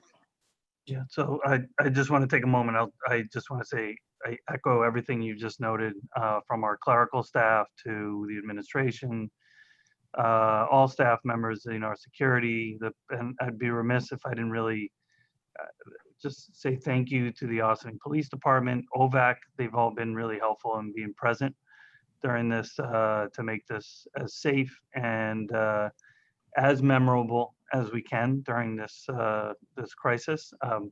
Just want to correct, I haven't been there just yet, been there virtually. But Dr. Alm stopped over, but I hope to stop by tomorrow and quite a sight. See what's been going on. We did do some recordings of speeches, though I was there for that. But just thankful for everyone that's made this happen, and we're trying to push up a couple of the students' times tomorrow, just contingent on weather, but everything else has gone very well to this point. And handing out scholarships and certificates and all the different planning that goes into it. And you could see it through the social media and the parents and all the pictures. It's just been amazing. And it's the social media and the pictures have been basically the yearbook and the journey through this more than ever in any year. So just incredible. And then just so much more as well that's going on for our students and all the grades. So thank you. Any committees that met since the last time we had our board meeting? I know the Equity Committee has met several meetings, and I don't think the Facilities Committee meeting met. Did it, Frank and Greg, Catherine? No, I think it was delayed. Yeah, I had to delay it. Okay. We're not meeting tomorrow. We should be okay for tomorrow because that ends around 6:30 if all goes well. So I think our meeting starts at 7. Okay. All right. Great. Trustee Banta? Yes, so the Equity Committee met a couple of times since we've last met as a board. We came together to provide support to one another in the community during this time, and just kind of try to figure out how we chart a path forward to be much more supportive in this time of our community, especially our students, and also, filtering some ideas on how we can begin to evolve as a some more integral type of development into the school as far as equity is concerned, expanding what that looks like so it could be a bit more foundational. There was also the town hall, I guess you would call it, that they put together, a subcommittee put together, which was, a nice safe space for community members to come together and discuss. The topic was race and education. It was pretty well attended, and I was pleased to see so many community members come out and engage in that thoughtful conversation and what it means to them and what what they're going through, and just kind of gain a barometer on, the hearts and minds of our parents and guardians in the community. So, I'm very appreciative of the committee and the members, both staff and community members and students, and even some alumni that came back to lend their support and their, ear and their voice to our work. And so I'm always appreciative to see that they're always committed, and even our students that leave, they always have a connection back to the school, especially the students on the equity committee. And so I was just very pleased to see us be able to jump into action and, implement the things that we've learned along the way over the last 4 years, and everyone's willingness to, go above and beyond, and also expand, and an eagerness to kind of expand and listen to the community as to what that looks like.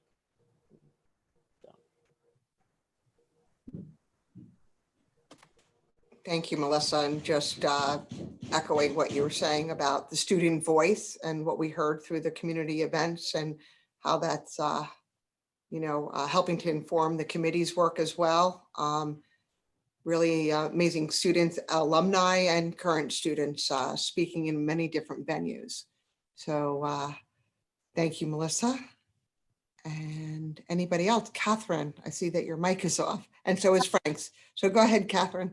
I was going to say, I attended virtually this week.